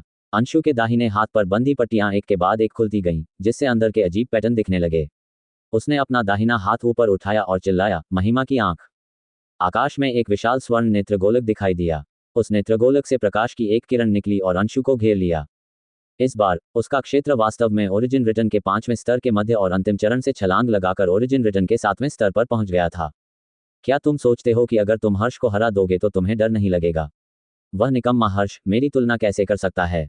अंशु खिलखिलाकर हंसा, उसका पूरा शरीर सुनहरी रोशनी की मोटी परत में लिपटा हुआ था। अयान का दिल बैठ गया जब उसने खुद से सोचा, 7वें स्तर का मूल रिटर्न, ये बुरा है। यद्यपि अयान की ताकत बहुत बढ़ गई थी, लेकिन जिस समस्या के बारे में उसे अभी सबसे ज्यादा चिंता करने की जरूरत थी, वह उसकी ताकत नहीं थी, बल्कि उसके साधना क्षेत्र का दमन था। खेती के 2 स्तरों के बीच अंतर पहले से ही दमन के संकेत दिखाने लगा था, जबकि खेती के 3 स्तरों के बीच अंतर पहले से ही बहुत स्पष्ट था। अंशु जोर से हंसा, क्या तुमने चरणहीन क्लेश उंगली नहीं सीखी? आओ आओ, मुझे एक कोशिश करके दिखाओ। इससे पहले कि वह अपनी बात पूरी कर पाता, अंशु के 4 अन्य साथियों ने उसे घेर लिया। चाहे अयान ने क्लेश उंगली को किसी भी दिशा से छोड़ा हो, इस दिशा में ऐसे लोग मौजूद थे जो उसे रोकने में उसकी मदद कर सकते थे। हाँ, कुछ छोटे चोरों ने मेरे सामने दिखावा करने की हिम्मत की। रितिका घृणा से मुस्कुराई। उसका शरीर थोड़ा कांप उठा और उसकी युआन क्यूई तुरंत एक काले दुष्ट ड्रैगन क्यूई में संघनित हो गई। क्या तुम्हें लगता है कि मैं नहीं जानता कि तुम कौन हो? अंशु ने अचानक रितिका पर कुछ फेंका। कीमिया जेल। अयान की पुतलियां सिकुड़ गईं। अंशु ने जो फेंका वह एक सोने की रस्सी थी। रस्सी तुरंत मुड़ गई और हवा में संघनित होकर एक चौकोर सुनहरे पिंजरे में बदल गई, जिसने रितिका पेन की आवाज को ढक लिया। कीमिया जेल स्वर्गीय रंगीन चंद्रमा संप्रदाय के हथियारों में से एक था। ये वस्तु बहुत कीमती थी। सामान्यतः स्वर्गीय रंगीन चंद्रमा संप्रदाय के शिष्य इसे कभी प्राप्त नहीं कर पाते। ऐसा लग रहा था कि कार्तिक ने अल्कमी जेल को अस्थायी रूप से अंशु को उपयोग के लिए दे दिया था। अंशु ने व्यंग्य करते हुए कहा, मूल रूप से ये पिंजरा अयान के लिए आरक्षित था, लेकिन चूंकि तुम एक राक्षसी महिला नहीं जानती कि तुम्हारे लिए क्या अच्छा है और हमारे स्वर्गीय रंगीन चंद्रमा संप्रदाय को बर्बाद करना चाहती हो, तो मैं इसका इस्तेमाल तुम्हारे खिलाफ करूंगी। पब फ्यूचर द्वारा विज्ञापन। रितिका ने लगातार कीमिया जेल को ध्वस्त कर दिया और पिंजरे पर दुष्ट ड्रैगन क्यूई से भयंकर बमबारी की। हालांकि पिंजरे पर हमला होने के बाद एक बार फिर भिनभिनाने जैसी आवाज गूंजने लगी। क्या छोटा चोर है, जब मैं बाहर निकलूंगा तो तुम्हें जरूर 1000 टुकड़ों में काट डालूंगा। रितिका की आंखों में हत्या की नीयत भरी हुई थी। उस भयानक हत्या के इरादे से अंशु कांप उठा। अंशु ने झट से कहा, जल्दी करो और हमला करो। इस राक्षसी स्त्री का क्षेत्र बहुत ऊंचा है। चूंकि मेरा वर्तमान क्षेत्र पिंजरे को नियंत्रित कर रहा है, इसलिए मैं उसे लंबे समय तक फंसाने में सक्षम नहीं हो पाऊंगा। ऐसा कहने के बाद चारों टीम के साथी तुरंत अंशु के चारों ओर चले गए और एक साथ अयान की ओर अपनी फूल तोड़ने वाली उंगलियां छोड़ दी। ये 4 लोग वास्तव में अपनी फूल चुनने वाली उंगलियों का भी उपयोग कर सकते थे। 4 फूल तोड़ने वाली अंगुलियों ने अयान के हाथ पैर जबरदस्ती पकड़ लिए। भीड़ के संरक्षण में अंशु ने अपना दाहिना हाथ उठाया और उसके सिर के ऊपर की बड़ी बड़ी आंखें तुरंत ज्वलंत आंखों में बदल गईं। मौके की तीसरी उंगली से प्रकाश की एक ज्वलंत किरण अयान की ओर बढ़ी। वरिष्ठ भाई, आप उसे नहीं मार सकते। यदि वह मर गया तो वह महान स्वतंत्रता शास्त्र का पता नहीं लगा सकेगा। एक शिष्य सदमे में चिल्लाया। कोई फर्क नहीं पड़ता कि मैं बस उसके हाथ काटकर पूछताछ के लिए वापस लाना चाहता हूं। अंशु आत्मविश्वास से भरी दिख रही थी। अयान ने सूर्य को शांत करने के लिए अपना हाथ उठाया और सीधे यांग फ्लेम सेबर तकनीक की तीसरी मुद्रा को क्रियान्वित किया। एक शुद्ध सफेद यांग फ्लेम सेबर प्रकाश सीटी बजाता हुआ बाहर आया। ब्लेड की रोशनी अंशु की मुंह के उंगलियों से टकराई, लेकिन दोनों पक्षों में गतिरोध बना रहा।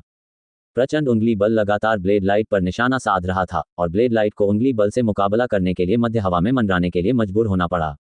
कृपाण की रोशनी और ज्वाला की किरणें एक दूसरे से टकराईं और एक प्रचंड ज्वाला फैल गई। ये कैसा युद्ध कौशल है? अंशु को झटका लगा और उसने कहा, मैं एक 7वें स्तर का ओरिजिन रिटर्नर होने के नाते तुम्हारा एक 4थे स्तर के ओरिजिन रिटर्नर का कुछ नहीं कर सकता। ओरिजिन रिटर्न के 7वें स्तर की ताकत ओरिजिन रिटर्न के 4थे स्तर की तुलना में बहुत अधिक मजबूत थी। अपने साधना क्षेत्र के दमन के अलावा अंशु का मानना था कि वह एक ही चाल में अयान को मार सकता है। उसने यह उम्मीद नहीं की थी कि चीजें इस तरह से घटित होंगी।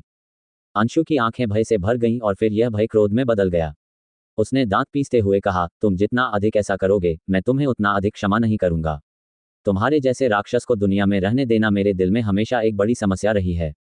अरे, तुम चारों लोग सूखा खाने वाले हो। जल्दी करो और उसे नियंत्रित करो। आप उसे चाकू से वार करने की इजाजत कैसे दे सकते हैं? चारों टीम के साथी अपनी फूल जैसी उंगलियों से अयान के अंगों को खींचने में लगे थे, लेकिन वे पहले से ही पसीने से तर थे। ये बच्चा बहुत ताकतवर है, उनके एक साथी ने दांत पीसते हुए कहा, हम उसे अब और नहीं रोक सकते। कचरा, ये सब तो कूड़ा है। अंशु गुस्से से हवा में उड़ी और चिल्लाई, मुझे खुद ये करना होगा। बोलते हुए अंशु ने अपने हाथ में पकड़ा हुआ पंखा ऊपर उठा लिया। पंखा तुरंत ही सुनहरी रोशनी में लिपट गया और तुरंत ही 20 मीटर ऊंचा हो गया। जैसे ही अयान ने उसे हवा में कूदते देखा, उसके बाएं हाथ की मध्यमा उंगली आपस में जुड़ गई और 10 मीटर लंबी बुद्ध प्रतिमा अयान के चारों ओर लिपट गई। चरणहीन क्लेश उंगली। अंशु चौंक गया। वह सहज रूप से बचना चाहता था, लेकिन अचानक वह स्तब्ध रह गया। वह मुस्कुराया और बोला, मैं क्यों बचूं? बस चरणहीन क्लेश उंगली का उपयोग करके मेरी ओर इशारा करें। चलो भी। अयान भी एक क्षण के लिए रुका, लेकिन अंत में उसने नीचे की ओर इशारा नहीं किया। आखिरकार अंशु के पास अभी भी 4 टीम साथी थे। हा हा हा हा, अयान, तुम मेरा क्या कर सकते हो? समर्पण। अंशु ने विशाल पंखा पटक दिया। पंखे पर पड़ी सुनहरी रोशनी 10 झांक से अधिक की दूरी तक फैली और भयावह शक्ति लेकर अयान की ओर टूट पड़ी। अयान ने अपने दांत पीस लिए और यांग फ्लेम का तीसरा वार फोल्डिंग पंखे पर कर दिया। यांग फ्लेम सेबर की रोशनी की एक किरण आसमान में उठी और फोल्डिंग पंखे पर जोर से गिरी। ब्लेड ने पंखे को बुरी तरह से चीर दिया, जिससे कान फाड़ देने वाली चीख निकली। ये फिर से अवरोध है, अंशु ने गुस्से से कहा। ये कैसा युद्ध कौशल है? मैं बहुत गुस्से में हूं, मैं बहुत गुस्से में हूं। अंशु के लंबे बाल गुस्से से लहराने लगे, लगभग पागल हो गए। वह इस बात से नाराज नहीं था कि अयान बहुत ताकतवर था, बल्कि इसलिए कि उसने अपने और अयान के बीच का अंतर देख लिया था। यदि अयान भी मूल वापसी के 7वें स्तर पर होता, तो क्या वह अयान के हाथों एक भी वार से असुरक्षित नहीं होता? कोई बात नहीं, मैं, अंशु, स्वर्गीय रंगीन चंद्रमा संप्रदाय का एक प्रतिभाशाली व्यक्ति हूं। आज, वास्तव में एक ऐसे बदमाश ने मेरे साथ खिलवाड़ किया। अंशु ने दांत पीसते हुए कहा, मर जाओ, मरना, मरना। विशाल सुनहरा प्रकाश वाला फोल्डिंग पंखा बार बार नीचे गिरा, लगातार यांग फ्लेम सेबर लाइट पर बमबारी की, अतुलनीय रूप से शक्तिशाली सेबर लाइट को चकनाचूर करने से पहले लगातार 10 बार से अधिक बार प्रहार किया। हालांकि अन्य 4 ने अपनी फूल तोड़ने वाली उंगलियां वापस लेने की हिम्मत नहीं की, अन्यथा अगर अयान को अपनी स्वतंत्रता वापस पाने की अनुमति दी जाती, तो वह तुरंत उन 4 को मार देता। फिर से गिरो। अंशु ने अपना पंखा हिलाया और उसे तोड़ना जारी रखा। अयान केवल अपनी फूल वाली उंगली के खिंचाव को सहन कर सकता था और अपनी पूरी ताकत का उपयोग करके फिर से वार कर सकता था। यांग यांग की कृपाण की रोशनी निकली और सुनहरे पंखे से टकरा गई। अंशु की आंखें गुस्से से लाल थीं, लेकिन अयान ने मन ही मन सोचा कि कुछ गड़बड़ है। यदि वह यांग टेम्परिंग स्वॉर्ड तकनीक और शक्तिशाली यांग फ्लेम सेबर तकनीक का उपयोग करता, तो वह वास्तव में कुछ समय के लिए अंशु से मौत तक लड़ सकता था। हालांकि अंशु के पास उससे अधिक युआन क्यूई थी। जब उसका तेल खत्म हो गया, तो वह सचमुच वध किए जाने योग्य मेमना बन गया। चल दर। अयान ने अपने दांत पीस लिए और तुरंत शून्य पत्थर को सक्रिय कर दिया, जिससे उसका शरीर काली बिजली की एक लकीर में बदल गया और वह कीमिया जेल की ओर भागा।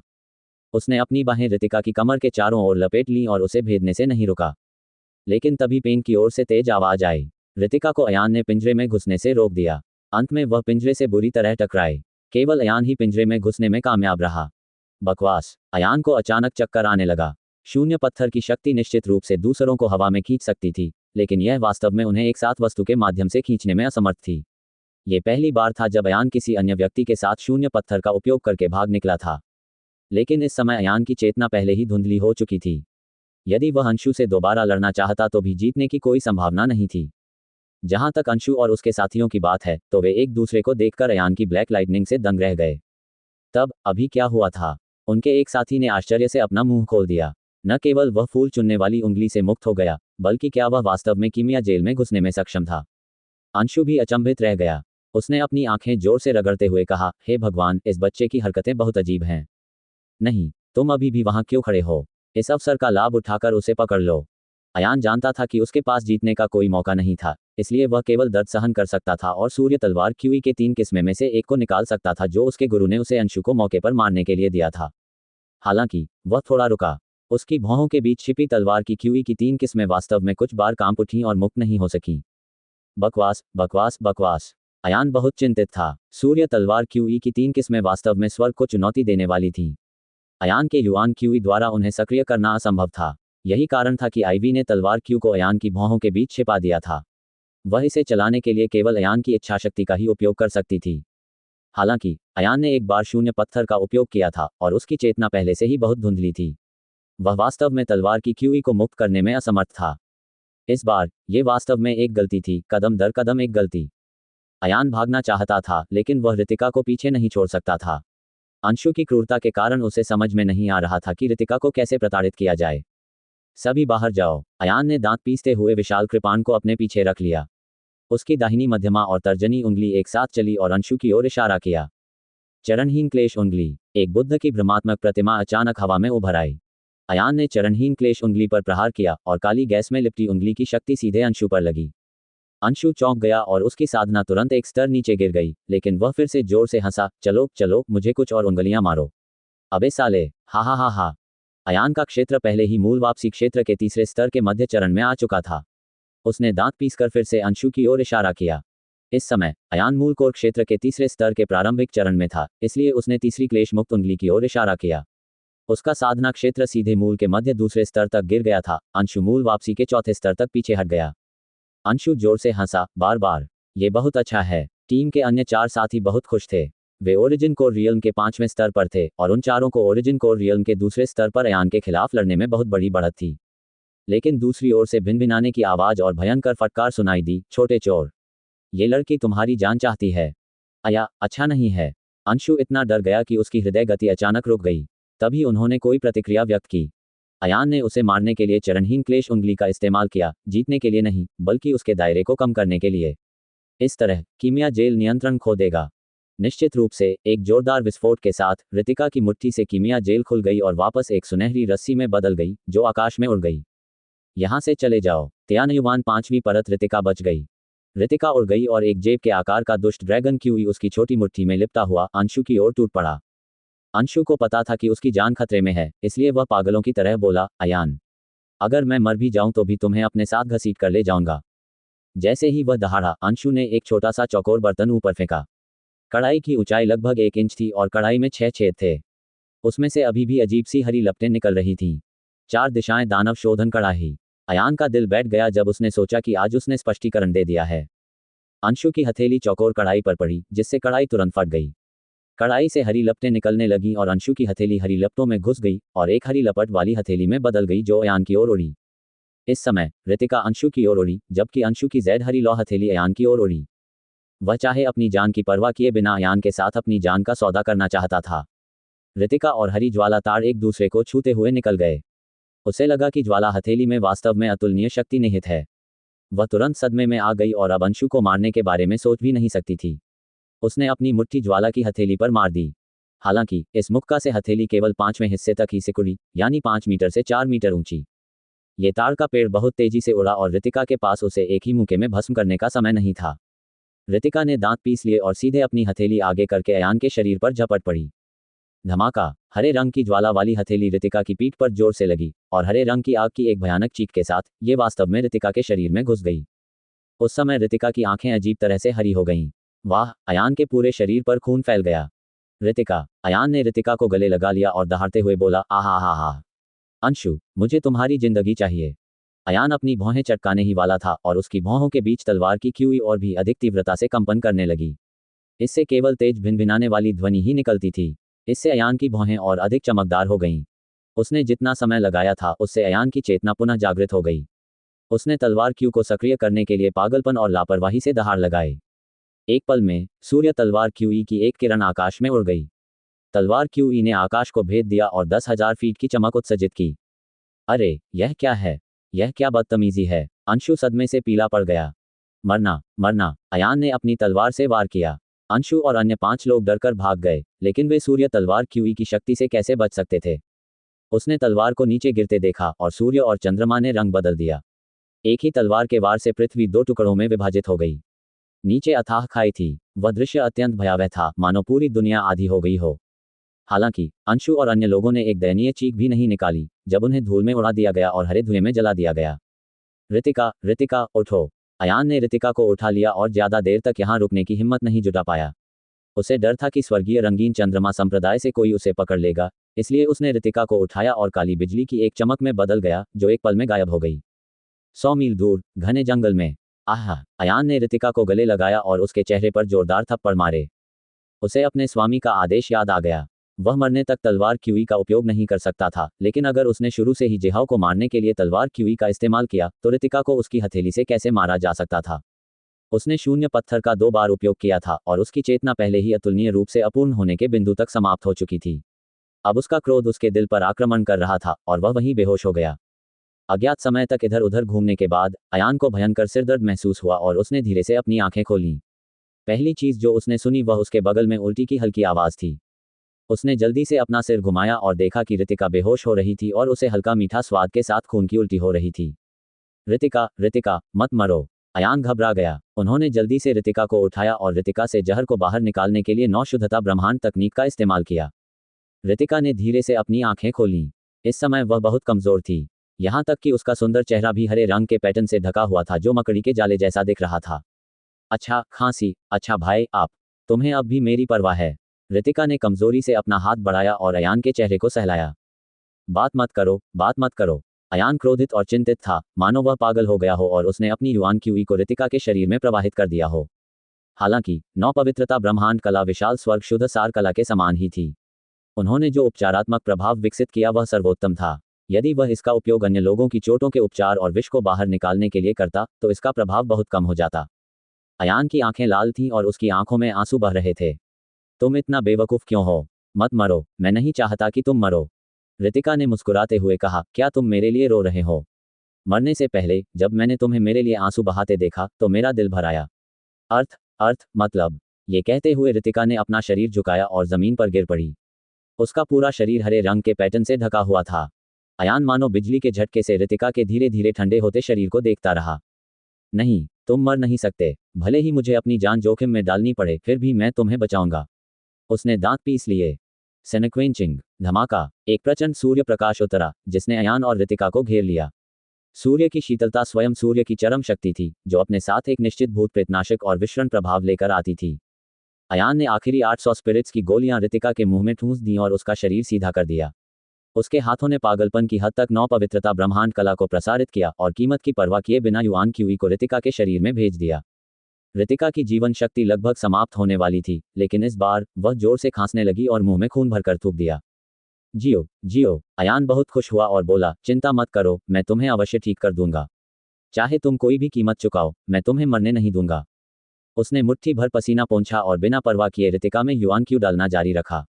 रितिका के शरीर के चारों ओर हरे रंग के पैटर्न थोड़े हल्के थे। रितिका की स्थिति थोड़ी आसान हो गई। अयान ने जरा सी भी ढिलाई बरतने की हिम्मत नहीं की। इसके बजाय वह इस जीत का फायदा उठाकर उसका पीछा करना चाहता था और उसे नशामुक्त करना जारी रखना चाहता था। चारों दिशाओं के दानव शोधन कढ़ाई का विष कोई छोटी बात नहीं थी। ये कुछ ऐसा था जिसमें स्वर्गीय रंगीन चंद्रमा संप्रदाय का एक दुष्ट बुजुर्ग विशेषज्ञ था। उस बुजुर्ग का स्वभाव पतला और ठंडा था और वह स्वर्गीय रंगीन चंद्रमा संप्रदाय के बुजुर्गों के साथ फिट नहीं बैठता था। वह हमेशा एक अलग तरह का व्यक्ति रहा था। वह बुजुर्ग न केवल अतुलनीय रूप से क्रूर कुंग-फू का प्रयोग करता था, बल्कि वह उन सभी में सबसे अधिक प्रतिशोधी भी था। अयान को अपने पिछले जन्म की पहचान के कारण अभी भी उस दुष्ट बुजुर्ग को मार्शल अंकल के नाम से ही संबोधित करना पड़ता था। इसमें कोई आश्चर्य नहीं कि अंशु के पास 4 दिशाओं वाला दानव शोधन कर रहा है। अयान का दिल धड़क उठा। उस बुजुर्ग का उपनाम यू था और अंशु का उपनाम भी यू था। क्या ये हो सकता है कि अंशु उस दुष्ट बुजुर्ग का प्रत्यक्ष रिश्तेदार था? इस समय रितिका ने अचानक एक और कौर खून थूक दिया और उसका पूरा शरीर धीरे से ढह गया। अयान ने जल्दी से उसे सहारा दिया, उसका दिल ठंडा था। 4 दिशाओं के दानव शोधन कढ़ाई के हरे अग्निविष की एक सबसे अधिक कष्टकारी विशेषता थी और वह ये थी कि विषग्रस्त व्यक्ति की मार्शल आर्ट शक्ति तुरंत ही दब जाती थी, जिससे विषग्रस्त व्यक्ति नश्वर जैसा दिखाई देता था, जिससे वह स्वयं को ठीक नहीं कर पाता था। जहर से पीड़ित व्यक्ति की चोटों को ठीक करने में मदद करने वाले बाहरी लोगों को आमतौर पर जहर से पीड़ित व्यक्ति को अपने शरीर को समायोजित करने और बेहतर परिणाम प्राप्त करने के लिए बाहरी लोगों के साथ कड़ी मेहनत करने की आवश्यकता होती है। इस समय अयान एक तरफ से रितिका की चोटों का इलाज कर रहा था। इसका प्रभाव पहले से ही बहुत खराब था। इसके अलावा रितिका का पूरा शरीर जहर से दबा हुआ था, जिससे अयान की युआन क्यूई के लिए रितिका के मध्याह्न रेखाओं से गुजरना भी असंभव हो गया था। दूसरे शब्दों में, यदि अयान ने रितिका के युआन क्यूई का 100% इंजेक्ट किया तो इसका 99% बर्बाद हो जाएगा। अयान ने देखा कि रितिका की क्यूई पतली हो गई थी और मरने के कगार पर थी। उसने जल्दी से एक कटोरा निकाला और रितिका का खून कटोरे में डाल दिया। फिर उसने अपना खून कटोरे में डाला और अपनी युआन क्यूई से उसे सक्रिय किया। उन्होंने देखा कि 2 प्रकार के रक्त सफलतापूर्वक एक शरीर में विलीन हो गए थे और युआन क्यूई द्वारा फैलाए नहीं गए थे। बहुत बढ़िया, हमारा खून मिलता है। अयान ने जल्दी से अपनी कलाई को काट दिया और घाव को एक साथ जोड़ दिया, जिससे उसके युआन क्यूई के साथ खून रितिका के शरीर में चला गया। ये ग्रीन फायर पॉइजन का एक और मुश्किल हिस्सा था, हेमाटोपोइजिस। मार्शल कलाकारों के लिए रक्त की हानि एक सामान्य घटना थी। बड़ी मात्रा में रक्त खोने के बाद उनके शक्तिशाली शरीर आश्चर्यजनक दर से रक्त का पुनर्जनन भी कर लेते थे। हालांकि यदि किसी सामान्य व्यक्ति का रक्त बहुत अधिक बह जाए तो उसकी मृत्यु निश्चित है। रितिका इस समय इसी तरह के खतरे का सामना कर रही थी। उसे पहले ही बहुत अधिक खून की उल्टी हो चुकी थी। भले ही उसे जहर न दिया गया हो, फिर भी वह खून खो देगी और मर जाएगी।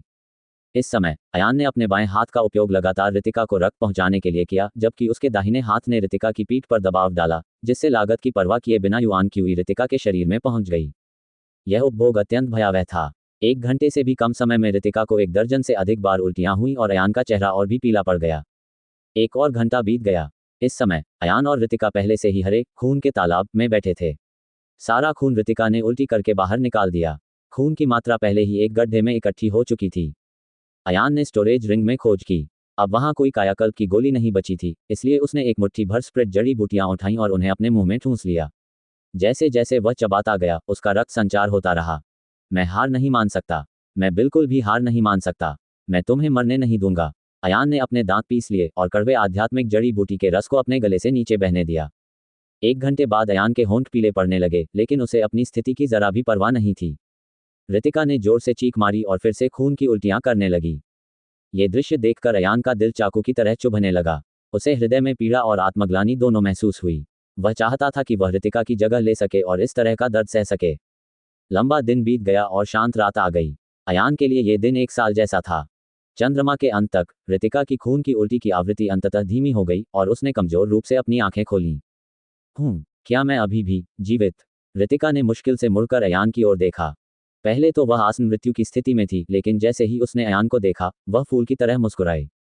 बात मत करो, अच्छे से आराम करो। अयान ने गहरी सांस ली। उसकी युआन क्यूई का परिवहन अभी भी जारी था और उसकी युआन क्यूई लगभग समाप्त हो चुकी थी। उन्होंने एक इंटरमीडिएट ग्रेड स्पिरिट स्टोन निकाला और स्पिरिट स्टोन द्वारा प्रदान की गई स्पिरिट क्यूई को अवशोषित करने के लिए इसे अपने पैर पर रखा। अच्छा भाई, तुमने मुझे जो युआन क्यूई दिया था, वह लगभग पूरा निकल गया है, रितिका ने हौंकते हुए कहा। मुझे पता है। अयान की आंखें दृढ़ थीं और इस वजह से उसने हार नहीं मानी। मुझे बताओ, क्या हम दोनों एक दूसरे को मार रहे हैं? रितिका ने कुछ गहरी सांसें लीं और कठिनाई से कहा। जब अयान ने यह सुना, तो वह कड़वी मुस्कान के बिना नहीं रह सका। हाँ, दूसरी बार जब मैंने तुम्हें देखा, तो तुम पागल हो गए थे और लगभग बर्फ में मर गए थे। मैंने तुम्हें बड़ी मुश्किल से बचाया है। सूर्य की तीव्र प्रतिक्रिया से मैं लगभग मर ही गया था। इससे पहले कि मैं अपनी जान बचा पाता, आपने मुझे वापस सूर्य चंद्र संप्रदाय में भेज दिया। इस बार मुझे बचाने के लिए आपको फिर से हरी आग से जहर दिया गया। रितिका ने हंसते हुए कहा, दूसरे शब्दों में, हम स्वाभाविक दुश्मन हैं। अयान अवाक रह गया और बोला, तुम कब से हंस रहे हो? बड़े भाई, मुझे बहुत ठंड लग रही है, मुझे गले लगा लो, रितिका ने कहा। अयान ने भौहें सिकोड़ी, लेकिन फिर भी उसे पीछे से गले लगा लिया। नहीं, मैं गले लगाना चाहता हूं, रितिका ने मुंह बनाया। अयान ने कहा, तुम क्या गले लगा रहे हो? तुम लगभग मर चुके हो। रितिका ने आज्ञा मानने से इनकार कर दिया और नखरे से कहा, तुम्हें बचाने के लिए मैं लगभग मर ही गई। यदि आप अब भी मुझे गले लगाने से इनकार करेंगे, तो शायद मैं कल सूरज नहीं देख पाऊंगा। अयान का दिल दुख गया। उसने उसे खींचकर अपनी बाहों में भर लिया। उसका दाहिना हाथ उसके चारों ओर घूमता रहा और युआन क्यू को उसकी पीठ की ओर भेजता रहा। अच्छा भाई, तुम मेरे प्रति बहुत दयालु हो। अगर तुम ऐसा करते रह सकते हो तो। जैसे ही रितिका ये कह रही थी, उसका शरीर अचानक कांप उठा और वो अयान के कंधे पर लेट गई और खून की उल्टियां करने लगी। अयान की पूरी पीठ पर अजीब और मीठी गंध के साथ खून के छींटे फैले हुए थे। अयान की नाक खराब थी और उसकी आंखें लाल थीं। उसने अपने बाएं हाथ से रितिका की पीठ थपथपाई और कहा, डरो मत। मेरे यहाँ होने से मैं आपकी अच्छी देखभाल करूंगा। रितिका को रुकने से पहले 10 मिनट से अधिक समय तक उल्टियां होती रहीं। हालांकि बहुत अधिक रक्त बह गया और वह बेहोश हो गया। अयान ने अपनी बाईं कलाई काट ली और उसे फिर से खून भेज दिया। वह बुदबुदाया, मुझे बचाने के लिए तुम्हारा ये हाल हुआ। यदि मैं तुम्हें नहीं बचा सका तो मैं आत्महत्या कर लूंगा और तुम्हारे साथ चलूंगा। आप येलो स्प्रिंग्स रोड पर अकेले नहीं होंगे। वह एक लंबी रात थी। रितिका बेहोश होकर जाग गई थी, 100 से अधिक बार जागकर बेहोश हुई थी। हर बार जब वह उठता और खून की उल्टी करता, तो वह तब तक उल्टी करता रहता जब तक कि वह फिर से बेहोश न हो जाए, जिससे अयान का दिल कुछ देर के लिए भयंकर रूप से दुखने लगता। जश्न मनाने लायक एकमात्र बात यह थी कि नौ शुद्धता ब्रह्मांड कौशल के पुनर्स्थापना प्रभाव ने अयान को कभी निराश नहीं किया था। यद्यपि उसने रितिका के लिए बहुत अधिक युआन क्यूई का उपभोग किया था, फिर भी वह आध्यात्मिक जड़ी बूटियां खाकर और 9 पवित्रता ब्रह्मांड कौशल को जोड़कर जीवित रहने में कामयाब रहा था। जब तक सूरज की पहली किरण धरती पर पड़ी, अयान इतना थक चुका था कि वह अपनी आंखें भी नहीं खोल पा रहा था। उसे ऐसा महसूस हुआ जैसे उसका पूरा शरीर शीशे से भर गया हो। हालांकि इस समय उसके सामने घना जंगल अचानक हिल गया। तभी सफेद कपड़े पहने एक आदमी बाहर आया। जब उस आदमी ने अयान और रितिका को देखा और फिर जमीन पर खून को देखा, तो वह मुस्कुराया और कहा, लोहे के जूतों में पैर रखने के बाद कोई जगह नहीं मिलती। अयान, चलो देखते हैं इस बार तुम कहां भाग सकते हो। अयान इस व्यक्ति को नहीं जानता था, लेकिन उसके शरीर में युआन क्यूई के उतार चढ़ाव को देखते हुए वह निश्चित रूप से स्वर्गीय रंगीन चंद्रमा संप्रदाय का शिष्य था। इसके अलावा इस व्यक्ति के पास 6ठे स्तर का जियानेटियन क्षेत्र था, जो अंशु से एक स्तर ऊपर था। सफेद कपड़े पहने आदमी ने पहले तो सतर्कता से रक्षात्मक मुद्रा बनाई, लेकिन जब उसने अयान और रितिका की स्थिति देखी और जमीन पर हरे खून को देखा, तो वह शांत हो गया और बोला, ऐसा लगता है कि तुमने वास्तव में जूनियर भाई जिहाओ को मार दिया है। हालांकि मुझे ये जानकर सचमुच आश्चर्य हुआ कि आप इस महिला को इस स्थिति तक जीवित रहने दे पाए। अयान, समझदारी से काम लो। मुझे महान स्वतंत्रता शास्त्र का मंत्र दे दो ताकि मैं तुम्हें अच्छा समय दे सकूं। अन्यथा भले ही मैं तुम्हें न मारूं, मेरे स्वर्गीय रंगीन चंद्रमा संप्रदाय के एल्दयू तुम्हें नहीं छोड़ेंगे। मेरा विश्वास करो, तुम उसके हाथों में पड़ने को तैयार नहीं होगे। अयान बहुत चिंतित था। वह युआन क्यूई को रितिका के पास भेज रहा था, इसलिए स्वर्गीय रंगीन चंद्रमा संप्रदाय के सफेद कपड़े पहने आदमी से निपटने का कोई रास्ता नहीं था। अच्छा भाई, तुम अकेले भागो, अब मेरी चिंता मत करो। रितिका जाग गई और कमजोर रूप से मनाने लगी। ये देखकर कि रितिका जाग गई है, अयान ने राहत की सांस ली और कहा, थोड़ी देर मेरा इंतजार करो। अपनी चोटों का इलाज जारी रखने से पहले इस व्यक्ति से निपटने के लिए मेरा इंतजार करें। अयान ने अपना दाहिना हाथ छोड़ा और खड़े होते ही विशाल कृपाण को पकड़ लिया। हालांकि इस बार जब वह उठे तो उनका शरीर थोड़ा हिल गया। हाँ, तुम अब भी मुझसे सौदा करना चाहते हो? सफेद कपड़े पहने आदमी ने ऊपर देखा और हंसा। देखो तुम कितने कमजोर हो। तुम सचमुच बेशर्म हो। ये भी अच्छा है, मैं पहले तुम्हें आधा मार डालूंगा और फिर तुम्हें फीनिक्स महाद्वीप पर वापस लाकर धीरे धीरे तुम्हें पूछने के लिए मजबूर करूंगा। जैसे ही वह बोला, उस आदमी ने तलवार हाथ में पकड़ ली और अयान की ओर दौड़ा। अयान का शरीर कमजोर था। वह न तो उससे लड़ सकता था और न ही उस पर और अधिक युआन क्यूई बर्बाद करना चाहता था। वह केवल युआन क्यूई के साथ रितिका को बचाना चाहता था। जैसे ही उसने ये कदम उठाया, उसने तुरंत चरणहित क्लेश उंगली का इस्तेमाल किया। एक 10 मीटर ऊंची बुद्ध प्रतिमा प्रकट हुई। अयान ने इशारा किया और एक काली उंगली सीधे स्वर्गीय रंगीन चंद्रमा संप्रदाय के शिष्य पर लगी। जब ब्लैक सेक्ट के शिष्य को उंगली से चोट लगी तो उसका साधना क्षेत्र तुरंत मूल वापसी के 5वें स्तर पर गिर गया। वह चौंक गया, ये कैसी उंगली की शक्ति है? क्या ये पौराणिक क्लेश उंगली हो सकती है? उस आदमी की अयान पर सीधे हमला करने की हिम्मत नहीं हुई। उसे डर था कि कहीं कोई दूसरी उंगली उसे न लग जाए और वह अयान के चारों ओर तेजी से घूमने लगे। उन्होंने एक बहुत ही अद्भुत आंदोलन तकनीक का इस्तेमाल किया। न केवल उसकी गति बहुत तेज थी, बल्कि उसके पीछे 3 पूरी आकृतियां घिसती हुई चल रही थीं। इससे भी अधिक आश्चर्यजनक बात यह थी कि आदमी के असली शरीर और 3 आकृतियों के बीच आदान प्रदान के कारण अयान के लिए यह पता लगाना बहुत मुश्किल हो गया था कि कौन असली था और कौन नकली। अयान का शरीर कांप उठा और उसने तुरंत अपने हाथों से एक मुहर बना ली। उसने युआन क्यूई को मुंह में भरकर थूका और लाइटनिंग किंग सील को छोड़ दिया। बिजली का एक विशाल गोला तेजी से फैलकर 20 मीटर व्यास का हो गया। बिजली के गोले ने सीधे उस आदमी और तीनों परछाइयों को घेर लिया, जिससे उनकी गति कम हो गई और तीनों परछाइयां एक ही समय में गायब हो गईं। अयान ने अपना दाहिना हाथ घुमाया और उस आदमी की ओर संकट मुक्त निर्देशों की एक और लहर के साथ इशारा किया। ये बस उस आदमी से टकराया, जिससे उस आदमी का क्षेत्र मूल वापसी के 4थे स्तर पर गिर गया। इस समय अयान की साधना पहले से ही मूल वापसी के 3रे स्तर के प्रारंभिक चरण में थी। इसके बाद अयान ने जीत का फायदा उठाते हुए उसका पीछा किया। उसने अपनी तीसरी उंगली दिखाई और एक काली उंगली उस आदमी के शरीर में घुस गई। मेरा राज्य! वह आदमी हैरान रह गया। वह पहले ही मूल वापसी चरण के 3रे स्तर पर पहुंच चुका था, जबकि अयान मूल वापसी चरण के 2रे स्तर के मध्य चरण में था। उस आदमी का गतिरोध पहले ही समाप्त हो चुका था। वह तेजी से भाग गया, लेकिन 3 स्तर नीचे गिरने के बाद वह रहस्यमयी गति तकनीक का उपयोग करने में असमर्थ था। उसके पीछे कोई 3 आकृतियां नहीं थीं। अयान आगे बढ़ा और अपने दाहिने हाथ से इशारा किया। काली उंगली के बल ने आदमी पर प्रहार किया, उसके बाद एक और कदम और एक और उंगली। 2 लगातार उंगलियां मूल क्षेत्र के प्रथम स्तर पर मौजूद व्यक्ति की ओर इशारा कर रही थीं, जबकि अयान मूल क्षेत्र के प्रथम स्तर के मध्य स्तर पर था। तुम। उस आदमी की आंखें क्रोध से लाल थीं और उसने अपनी तलवार अयान पर फेंकी। अयान इतना कमजोर था कि वह लगभग स्थिर नहीं रह सकता था, लेकिन अगर वह थोड़ा भी बच जाता तो यह तलवार रितिका को भेद देती। अयान ने दांत पीसकर अपनी उंगली से तलवार की ओर इशारा किया। तलवार अचानक हवा में जम गई और फिर पेन की आवाज राख में बदल गई, जिससे आकाश भर गया। मेरी पृथ्वी ग्रेड प्राथमिक ग्रेड आत्मा बर्फ तलवार! आदमी चिल्लाया। अयान पहले से ही मध्य जियानिटियन 9वीं परत पर था। वह चरणहीन क्लेश उंगली का पीछा करना चाहता था, लेकिन उसने पाया कि वह अब उसे छोड़ नहीं सकता। ये पता चला कि चरणहीन क्लेश उंगली युआन क्यूई के साथ सक्रिय थी। अयान के जियानिटियन क्षेत्र में वापस चले जाने के बाद वह अब युआन क्यूई का उपयोग नहीं कर सकता था। वह आदमी अभी भी मूल क्षेत्र के प्रथम स्तर पर था। वह जोर से हंसा। असल में तुम्हारा क्षेत्र पहले ही मेरे क्षेत्र से आगे निकल चुका था, लेकिन तुम्हें उस महिला के जीवन की चिंता करनी थी। तुमने एक उंगली बर्बाद कर दी। इस बार मैं देखूंगा कि तुम और क्या कर सकते हो। अयान ठंडी मुस्कान के साथ बोला। उसके हाथ खुल गए और उसकी दाहिनी उंगलियां आपस में जुड़ गईं। वह अचानक नीचे आ गया।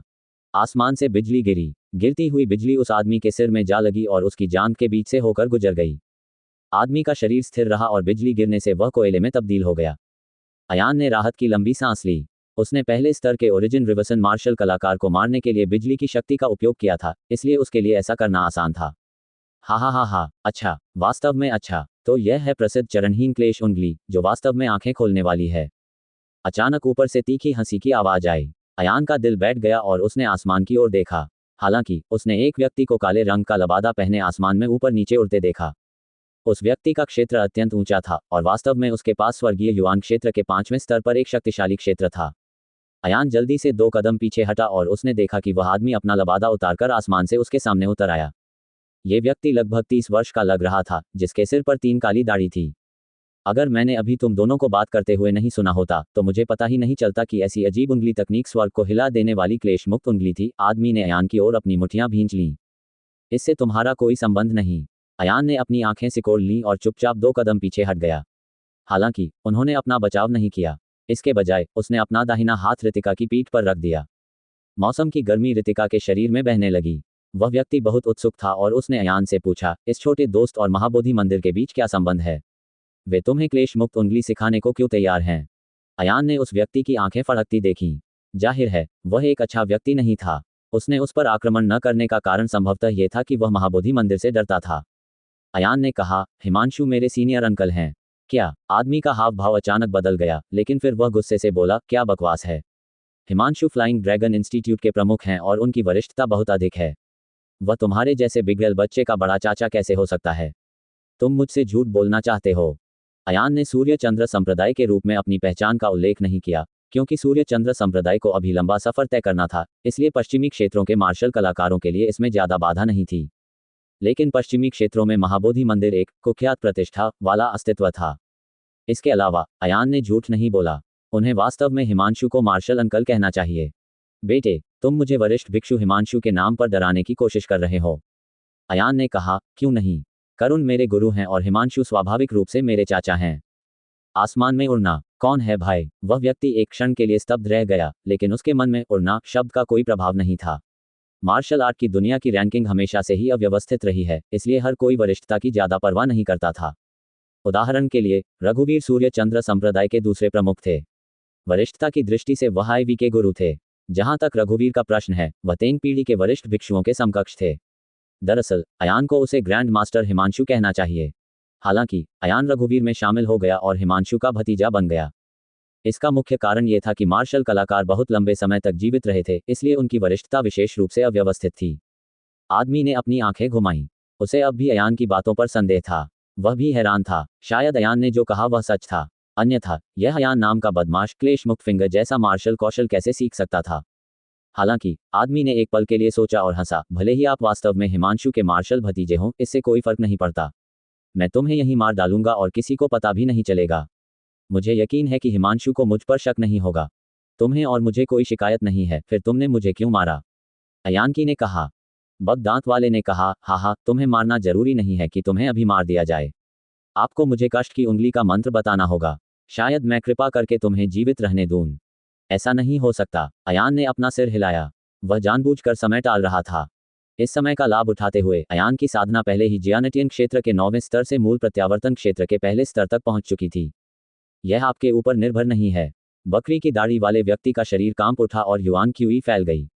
वह आकाश में एक विशाल युआन क्यूई ताड़ के पेड़ में बदल गया और अयान को पकड़ने वाला था। अयान ने एक कदम पीछे लिया, उसकी उंगलियां आपस में जुड़ गईं और एक 10 मीटर लंबा बुद्ध का खड़ा हुआ प्रेत प्रकट हुआ। बकरी वाला इतना डर गया कि वह जल्दी से भाग गया। एक फुफकार के साथ उसका शरीर काली छाया में बदल गया और तेजी से जंगल में तैर गया। अयान ने कहा, यदि आप मुझे मारना चाहते हैं तो आपको केवल एक चाल चलने की जरूरत है। हालांकि अगर मैं अपनी पूरी ताकत से आपकी ओर इशारा करता हूं तो आप अपना साधना क्षेत्र भी खो देंगे। मुझे मारने से तुम्हें कोई लाभ नहीं होगा, लेकिन तुम एक राज्य भी नहीं खो सकते। महाबोधि मंदिर और स्वर्गीय रंगीन चंद्रमा संप्रदाय के अलावा किसी और को क्लेश मुक्ति उंगली की असली शक्ति का पता नहीं था। बकरी वाला कुत्ता सचमुच बहुत डर गया था और आसानी से सामने आने की हिम्मत नहीं कर रहा था। अयान के पास युआन क्यूई था और उसने इसे रितिका को भेजना शुरू कर दिया। बकरी वाला जंगल में तैरता रहा, लेकिन जब उसने देखा कि अयान अब हमला नहीं कर रहा है तो वह रुक गया और बोला, छोटे दोस्त, हमें कुछ बात करनी है। हमें आपसी विनाश का दृश्य क्यों बनाना है? मुझे लगता है कि आपके छोटे प्रेमी को जहर दिया गया है। मेरे घर में आराम करने के बारे में क्या ख्याल है? मेरे पास वहां अनगिनत चमत्कारी दवाएं हैं। अयान ने एक क्षण सोचा और सहमति दे दी। चाहे स्थिति कितनी भी खराब क्यों न हो, क्या यह सबसे भी बदतर हो सकती है? गोटी वाला बहुत खुश हुआ और जल्दी से बोला, मैं बिमल हूं, जिसका उपनाम स्वर्गीय राक्षस ब्लैक फॉरेस्ट है। जूनियर ध्रुव, अयान ने कहा। कृपया। गोटी ने युआन क्यूई का एक रेशा छोड़ा जो अयान और रितिका को आकाश में उड़ा ले गया। आकाश में उड़ते हुए बिमल ने अयान को सांत्वना देते हुए कहा, छोटे दोस्त जियांग, निश्चिंत रहो। मैं तुम्हारे खिलाफ कोई षड्यंत्र नहीं रचूंगा। मैं तुम्हें मार भी दूं तो भी मुझे क्लेश उंगली का मंत्र प्राप्त नहीं होगा। हालांकि मुझे आपसे कुछ पूछना है। वापस आने के बाद हम धीरे धीरे बात करेंगे। बिमल का भवन पश्चिम की ओर था और वह पहले ही पश्चिमी क्षेत्र के भीतरी भाग में पहुंच चुका था, जो एक असीम काले जंगल में था। जमीन पर उतरने के बाद अयान ने चारों ओर देखा और कहा, मुझे उम्मीद नहीं थी कि इस तरह की जगह में ऐसा स्वर्ग होगा। सीनियर डोंग बहुत सुंदर हैं। बिमल जोर से हंसा और बोला, ये हमारे मेहमान हैं, कृपया अंदर आएं। बिमल के भवन का बगीचा अनोखा था। आगे और पीछे 3 मंजिलों के आंगन थे। हर जगह पैरों में बेड़ियां पहने नौकर मौजूद थे। जब इन लोगों ने बिमल को देखा तो उनके सारे शरीर भय से कांप उठे। हालांकि यहाँ की इमारतें बहुत जटिल थीं। अयान ने अपनी बिजली जैसी चमकती आंखों से उन पर नजर डाली और पाया कि वास्तव में पूरे भवन में 7 संरचनाएं छिपी हुई थीं। यदि कोई व्यक्ति जो संरचना निर्माण में कुशल नहीं है, बिना अनुमति के अतिक्रमण करता है, तो परिणाम संभवतः बहुत दुखद होगा। बिमल अयान को एक विशाल भवन में ले गया और उसके सामने एक बड़ा हॉल था। हॉल में सीटों की 2 पंक्तियां थीं। हॉल के दोनों ओर कुर्सियों पर पहले से ही लगभग 20 युवा बैठे हुए थे। उनमें से प्रत्येक मूल रिटर्न के चौथे और 5वें स्तर पर था। वे लगभग 20 वर्ष के थे। इतनी कम उम्र में इतनी उच्च स्तर की प्रतिभा होना अत्यंत प्रतिभाशाली माना जा सकता है। हालांकि ये सभी लोग कुर्सियों से बंधे हुए थे। जब उन्होंने बिमल को वापस आते देखा तो उनके चेहरे पर गुस्सा झलक रहा था। छोटे दोस्त जियान, कृपया बैठ जाओ। बिमल अयान को सीधे आगे की सीट पर ले गया। बिमल मुख्य सीट पर उतरते ही युवा मार्शल कलाकारों से बोले, कैसा है? क्या तुम समझ रहे हो? क्या आप शैतान सागर टोकन सौंपना चाहते हैं या नहीं? युवा मार्शल कलाकार क्रोधित हो गए और कोसने लगे। बिमल हंसा, यह मत सोचो कि तुम मुझे धोखा दे सकोगे। आप में से किसी एक के पास शैतान सागर टोकन होना चाहिए। मुझे बताओ कि शैतान सागर टोकन कहाँ छिपा है और मैं तुम सबको रिहा कर दूंगा। अन्यथा हे बकवास बंद करो। एक युवा मार्शल कलाकार ने गुस्से से कहा, अगर मैं तुम्हें शैतान सागर टोकन दे दूं तो क्या तुम हमें जाने दोगे? क्या तुम सचमुच सोचते हो कि हम मूर्ख हैं? बिमल एक चट्टान की तरह उछल पड़ा। वह दूर चला गया और उसका दाहिना नाखून अचानक बहुत तेज हो गया, जो युवा मार्शल कलाकार के सिर में घुस गया। मार्शल कलाकार का पूरा शरीर ऐंठ गया और वह नंगी आंखों से देखी जा सकने वाली गति से एक सूखी लाश में समा गया। जहां तक बिमल का प्रश्न है, उसने अपनी हथेली पलटी और उसकी हथेली में हरे रंग की रोशनी का एक गोला तैर रहा था। प्रकाश की गेंद जीवन शक्ति से भरी थी और इसने वास्तव में युवा मार्शल कलाकार की जीवन शक्ति को बाहर निकाल दिया। ये देखकर अयान का दिल बैठ गया। आखिर यह बिमल किस प्रकार का कुमार्ग अपना रहा था? वह जिस साधना पद्धति का अभ्यास करता था वह वास्तव में बहुत क्रूर थी। जब अन्य लोगों ने यह दृश्य देखा तो उनके चेहरे भय से पीले पड़ गए। छोटे दोस्त जियान, तुम्हारा छोटा प्रेमी बुरी स्थिति में है। ये जीवन का प्रकाश आपको शुभकामना उपहार के रूप में दिया जाएगा। बिमल ने मुस्कुराते हुए कहा, जब आपका छोटा प्रेमी इसे निगल लेगा तो यह आपको अंतहीन लाभ पहुंचाएगा। अयान वास्तव में भावुक हो गया था, लेकिन जब उसने जीवन के प्रकाश की उत्पत्ति के बारे में सोचा तो उसने अपना सिर हिलाया और मना कर दिया। वरिष्ठ, आपकी दयालुता के लिए धन्यवाद, लेकिन चलो इसे भूल जाते हैं। बिमल ने व्यंग्यात्मक लहजे में कहा, आप यह नहीं चाहते हैं? चेतन, आना। जैसे ही उसने बोलना समाप्त किया, हॉल के पीछे लगे पर्दे से चलने की आवाज आई। तभी एक सुंदर और असाधारण व्यक्ति सामने आया। ये व्यक्ति लंबा और सुंदर था, परंतु उसका चेहरा बहुत पीला था। वह एक बीमार आदमी की तरह लग रहा था और किसी भी क्षण मर सकता था। पिता, आदमी चिल्लाया। बिमल की आंखों में एक कोमल चमक चमकी और उसने कहा, अच्छा बच्चा, जल्दी से खाओ। उस व्यक्ति ने जीवन का प्रकाश लिया और अपने मुंह का उपयोग करके प्रकाश की हरी गेंद को अपने मुंह में चूस लिया। तभी उसके पीले और डरावने चेहरे पर लाली छा गई। चेतन, मैं तुम्हें परिचय कराता हूँ। बिमल ने अयान की ओर इशारा करते हुए कहा, यह मेरे पिता के लिए आमंत्रित एक अच्छे मित्र का निमंत्रण है। वह फेई लॉन्ग युआन के मेजबान एल्डर हिमांशु का सैन्य भतीजा है। ओह, वह आदमी थोड़ा चौंक गया, लेकिन वह थोड़ा डरा हुआ भी लग रहा था। हालांकि उसने फिर भी अयान की ओर मुट्ठियां कसी और कहा, भाई ध्रुव। अयान ने सिर हिलाया, भाई डोंग। हा। सीटों के दोनों ओर बैठे एक युवा मार्शल कलाकार जोर से हंसा। प्रतिष्ठित महाबोधि मंदिर के धर्मनिरपेक्ष संप्रदायों के अनुयायी वास्तव में ब्लैक फॉरेस्ट के स्वर्गीय दानव के साथ घुल मिल गए हैं। वे सचमुच हंसते हंसते लोटपोट हो रहे हैं। तुम्हारी हिम्मत कैसे हुई? बिमल ने युवा मार्शल कलाकार से चिल्लाकर कहा, अपने मेहमान से इस तरह बात करना। यदि यह बात न होती कि मेरे बेटे ने अभी अभी जीवन प्रकाश निगल लिया है तो मैं तुम्हें अभी मार डालता। अयान ने भौहें सिकोड़ी। ऐसा लग रहा था कि बिमल ने युवा मार्शल कलाकारों को पकड़ लिया है। बिमल ने रितिका की ओर इशारा किया, लेकिन उसका नाम नहीं जानता था। चेतन, जाओ और हमारी हवेली में से कुछ चमत्कारी दवाइयां निकालो और इसे दे दो। रितिका, अयान ने कहा। डोंग लिन पलटा और चला गया। बाद में वह एक ट्रे लेकर वापस आया। बिमल ने ट्रे से सफेद कपड़ा उठाया। वहां 2 गोलियों की बोतलें थीं और उन पर गहरे बैंगनी रंग का गैनोडर्मा ल्यूसिडम लगा हुआ था। बिमल ने कहा, ये लिंगजी एक प्राकृतिक स्पिरिट आइटम है। ये 10,000 वर्षों से विकसित हो रहा है, लेकिन यह एक अमूल्य खजाना है। और गोलियों की ये 2 बोतलें तो और भी अधिक आश्चर्यजनक हैं। इस बोतल को 5 शुद्धताओं वाली गहन गोली कहा जाता है। ये THR हीलिंग गोली है, जबकि दूसरी बोतल को लाइफ एक्सटेंशन पिल कहा जाता है। ये भी THR गोली है। अयान ने उसे लिया, गोली की बोतल का ढक्कन निकाला और उसे सूंघा। फिर उसने अपनी बिजली जैसी चमकती आंखों से उस पर नजर डाली और पाया कि उसने कोई हरकत नहीं की। तभी उसने रितिका को 2 गोलियां खिला दी। चेतन, ये 10,000 साल पुराना पर्पल स्पिरिट गैनोडर्मा ले लो और मिस रुचिका डाई के लिए कुछ दवा बनाओ जिसे बाद में पीना है। बिमल ने अभिवादन किया। डोंगलिन ने उत्तर दिया। अयान पैर मोड़कर बैठ गया और रितिका की चोटों का इलाज करता रहा। वहां मौजूद सभी लोग चुपचाप अयान को देख रहे थे।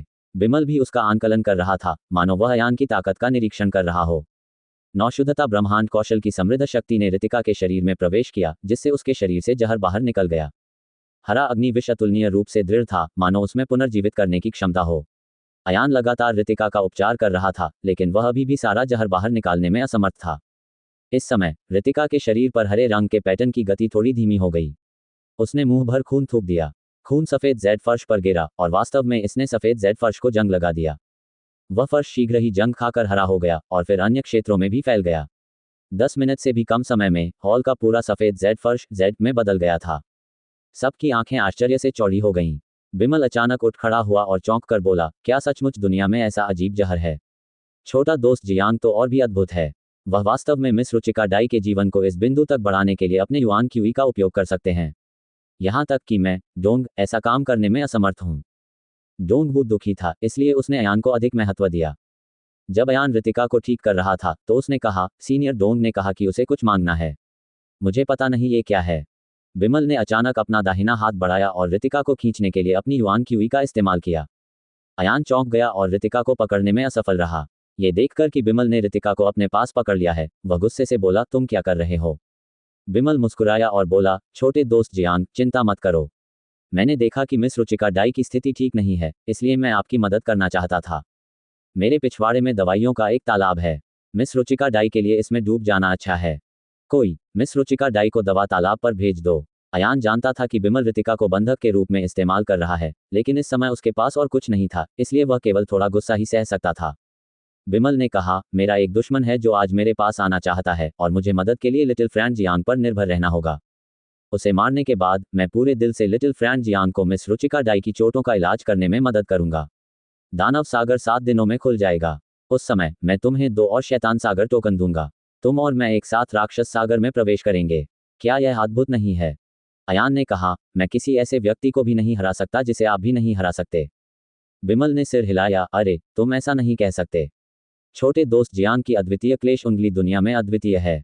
जब मैं अपने दुश्मन से लड़ूंगा तो तुम्हें उसकी ओर केवल 2 बार इशारा करना होगा। स्वाभाविक रूप से मेरे पास उसे मारने का एक तरीका है।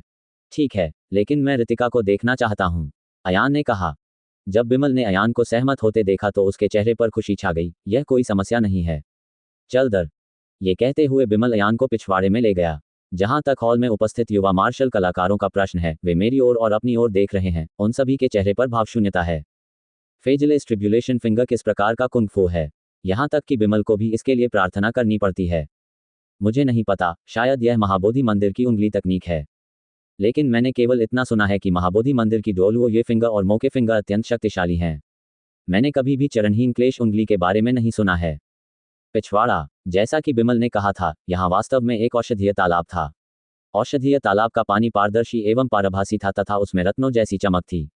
जैसे जैसे रितिका अंदर जा रही थी, उसके शरीर से लगातार खून की धारें निकल रही थीं। वास्तव में ये कारगर है। अयान बहुत खुश हुआ। बिमल ने कहा, मैंने छोटे दोस्त जियांग से वादा किया था, इसलिए मैं स्वाभाविक रूप से स्पष्ट रूप से बात नहीं करूंगा। छोटे दोस्त जियांग, बस यहीं रहो। समय आने पर मैं तुम्हें फोन करूंगा। बिमल के डोंगलिन के साथ चले जाने के बाद अयान जल्दी से पूल के पास बैठ गया और रितिका का नाम फुसफुसाया। रितिका ने धीरे से अपनी आंखें खोली और बोली, अच्छा भाई, मुझे बहुत आराम महसूस हो रहा है। ये सुनकर अयान ने राहत की सांस ली। यह अच्छी बात है। भिगोना जारी रखें, मैं तुम्हारी रक्षा करूंगा। रात के समय पूरी हवेली में भयानक शांति रहती थी। यहाँ सब कुछ बहुत अजीब था। यहाँ तक कि पीछे के बगीचे में कुछ अजीब पौधे भी उगाए थे। उन पौधों में बड़े बड़े काले फूल थे। फूल खिलने के बाद वास्तव में अंदर तीखे दांतों का एक छल्ला बन गया। ये विचित्र फूल सांपों की तरह थे, रात के आकाश में फड़फड़ाते और पतंगों को निगलते हुए तब तक चबाते रहते थे जब तक कि पुपू जैसी आवाज ना आने लगे। अयान ने भौहें सिकोड़ते हुए कहा, यह जगह बहुत अजीब है। हम यहाँ लंबे समय तक नहीं रह सकते। रितिका बोली, मुझे लगता है कि बिमल की हवेली में कोई अच्छा खजाना छिपा होगा। क्यों ना हम जाकर इसकी जांच करें। अयान ने कहा, हमें दूसरे लोगों के मामलों में हस्तक्षेप नहीं करना चाहिए। मैं आपकी चोटों के इलाज के लिए कुछ चमत्कारी दवा खोजने के लिए आपको यहाँ लाया हूँ। जब तुम थोड़ा ठीक हो जाओगी तो मैं तुम्हें ले जाऊंगी। हो सकता है कि उसकी हवेली में बेहतर गोलियां छिपी हों। उस बिमल के बेटे को देखो, उसने अपने बेटे के लिए बहुत सारी आध्यात्मिक जड़ी बूटियां लूटी होंगी। इस वाक्य ने अयान को भावुक कर दिया। किसी भी हालत में बिमल एक अच्छा आदमी नहीं था। हालांकि उनकी हिम्मत नहीं हुई कि वे रितिका को यहीं छोड़ दें। अगर उसकी हरकतें उजागर हो जाती और उसे डर लगता कि बिमल रितिका के लिए मुसीबत खड़ी कर देगा, तो वह रितिका को अपने साथ ले जाता। इस हवेली में कई इमारतें हैं और उनकी शैलियां अलग अलग हैं। अयान ने कहा, दिन में मैंने देखा कि यहाँ 7 संरचनाएं छिपी हुई थीं। उनमें से प्रत्येक दूसरे से अधिक शक्तिशाली था और उनमें से प्रत्येक दूसरे से अधिक क्रूर था। सबसे मजबूत संरचना के ऊपर वाली इमारत में जरूर कुछ अच्छा छिपा होगा। रितिका ने एक दुष्ट मुस्कान के साथ अपना मुंह ढक लिया। अयान अवाक रह गया। जैसे ही उसने अपनी युआन क्यूई को प्रवाहित किया, वह सावधानीपूर्वक बगीचे के चारों ओर चक्कर लगाती हुई एक विदेशी शिखर की ओर चली गई। इमारत एक सरणी संरचना में ढकी हुई थी। ये सरणी गठन बहुत जटिल था। अयान ने बिजली की गति से व्यूह रचना पर अपनी नजर घुमाई। उसने देखा कि व्यूह में 25 नेत्र थे और उसमें ज्वाला शक्ति थी। यदि वह व्यूह को छू लेता तो निश्चय ही उसका अग्नि अवतार हो जाता। जब तक ये क्रम बंद नहीं होता, वह निश्चित रूप से जलकर मर जाएगा। अयान ने एक क्षण सोचा और अपनी 2 अंगुलियों से युआन क्यूई की एक बूंद सेना की नसों में डाल दी, जिससे सेना की 3 आंखें ढक गईं। चल दर, बोलते हुए उन्होंने रितिका को आगे आने में मदद की। बाहर से यह इमारत बहुत बड़ी दिखती थी, लेकिन अंदर का साज सामान बहुत साधारण था। उस पर केवल कुछ सुलेख, पेंटिंग और सांस्कृतिक वस्तुएं लटकी हुई थीं। कुछ गलत है, रितिका ने सोचा। बिमल ने इस जगह की रक्षा के लिए इतनी शक्तिशाली संरचना का इस्तेमाल किया, लेकिन केवल इस संपत्ति की रक्षा के लिए। वहां अवश्य ही कोई छिपा हुआ दरवाजा होगा। अयान ने बिजली सी चमकती आंखों से उसे फिर देखा। निश्चय ही सामने वाली दीवार पर लगी पेंटिंग खाली थी। सुलेख और चित्रकला को खोलते ही एक गलियारा दिखाई दिया जो नीचे की ओर झुका हुआ था। अयान और रितिका ने एक दूसरे को देखा, फिर अपनी सांस रोक ली, युआन क्यूई के उतार चढ़ाव को दबा लिया और चुपचाप नीचे चले गए। रितिका अत्यंत कमजोर थी। युआन क्यूई के उतार चढ़ाव को दबाए बिना भी कोई समस्या नहीं थी। दूसरी ओर अयान ने 5 तत्वों के प्रतिरोध को अधिकतम तक बढ़ाने के लिए 9 शुद्धता ब्रह्मांड कौशल का उपयोग किया। इस प्रकार यह अदृश्य विशेषताओं में बेहतर ढंग से एकीकृत हो जाएगा और इससे युआन क्यूई में बहुत अधिक उतार चढ़ाव नहीं आएगा। अच्छा भाई, मैं तुम्हें उतार चढ़ाव छिपाने की एक तकनीक सिखाऊंगा। इसे अच्छी तरह याद रखो, रितिका ने अयान के कान में फुसफुसाया। अयान ने सिर हिलाया और मंत्र के अनुसार घूमने लगा। निश्चित रूप से उसका युआन क्यूई उतार चढ़ाव तुरंत न्यूनतम स्तर पर आ गया।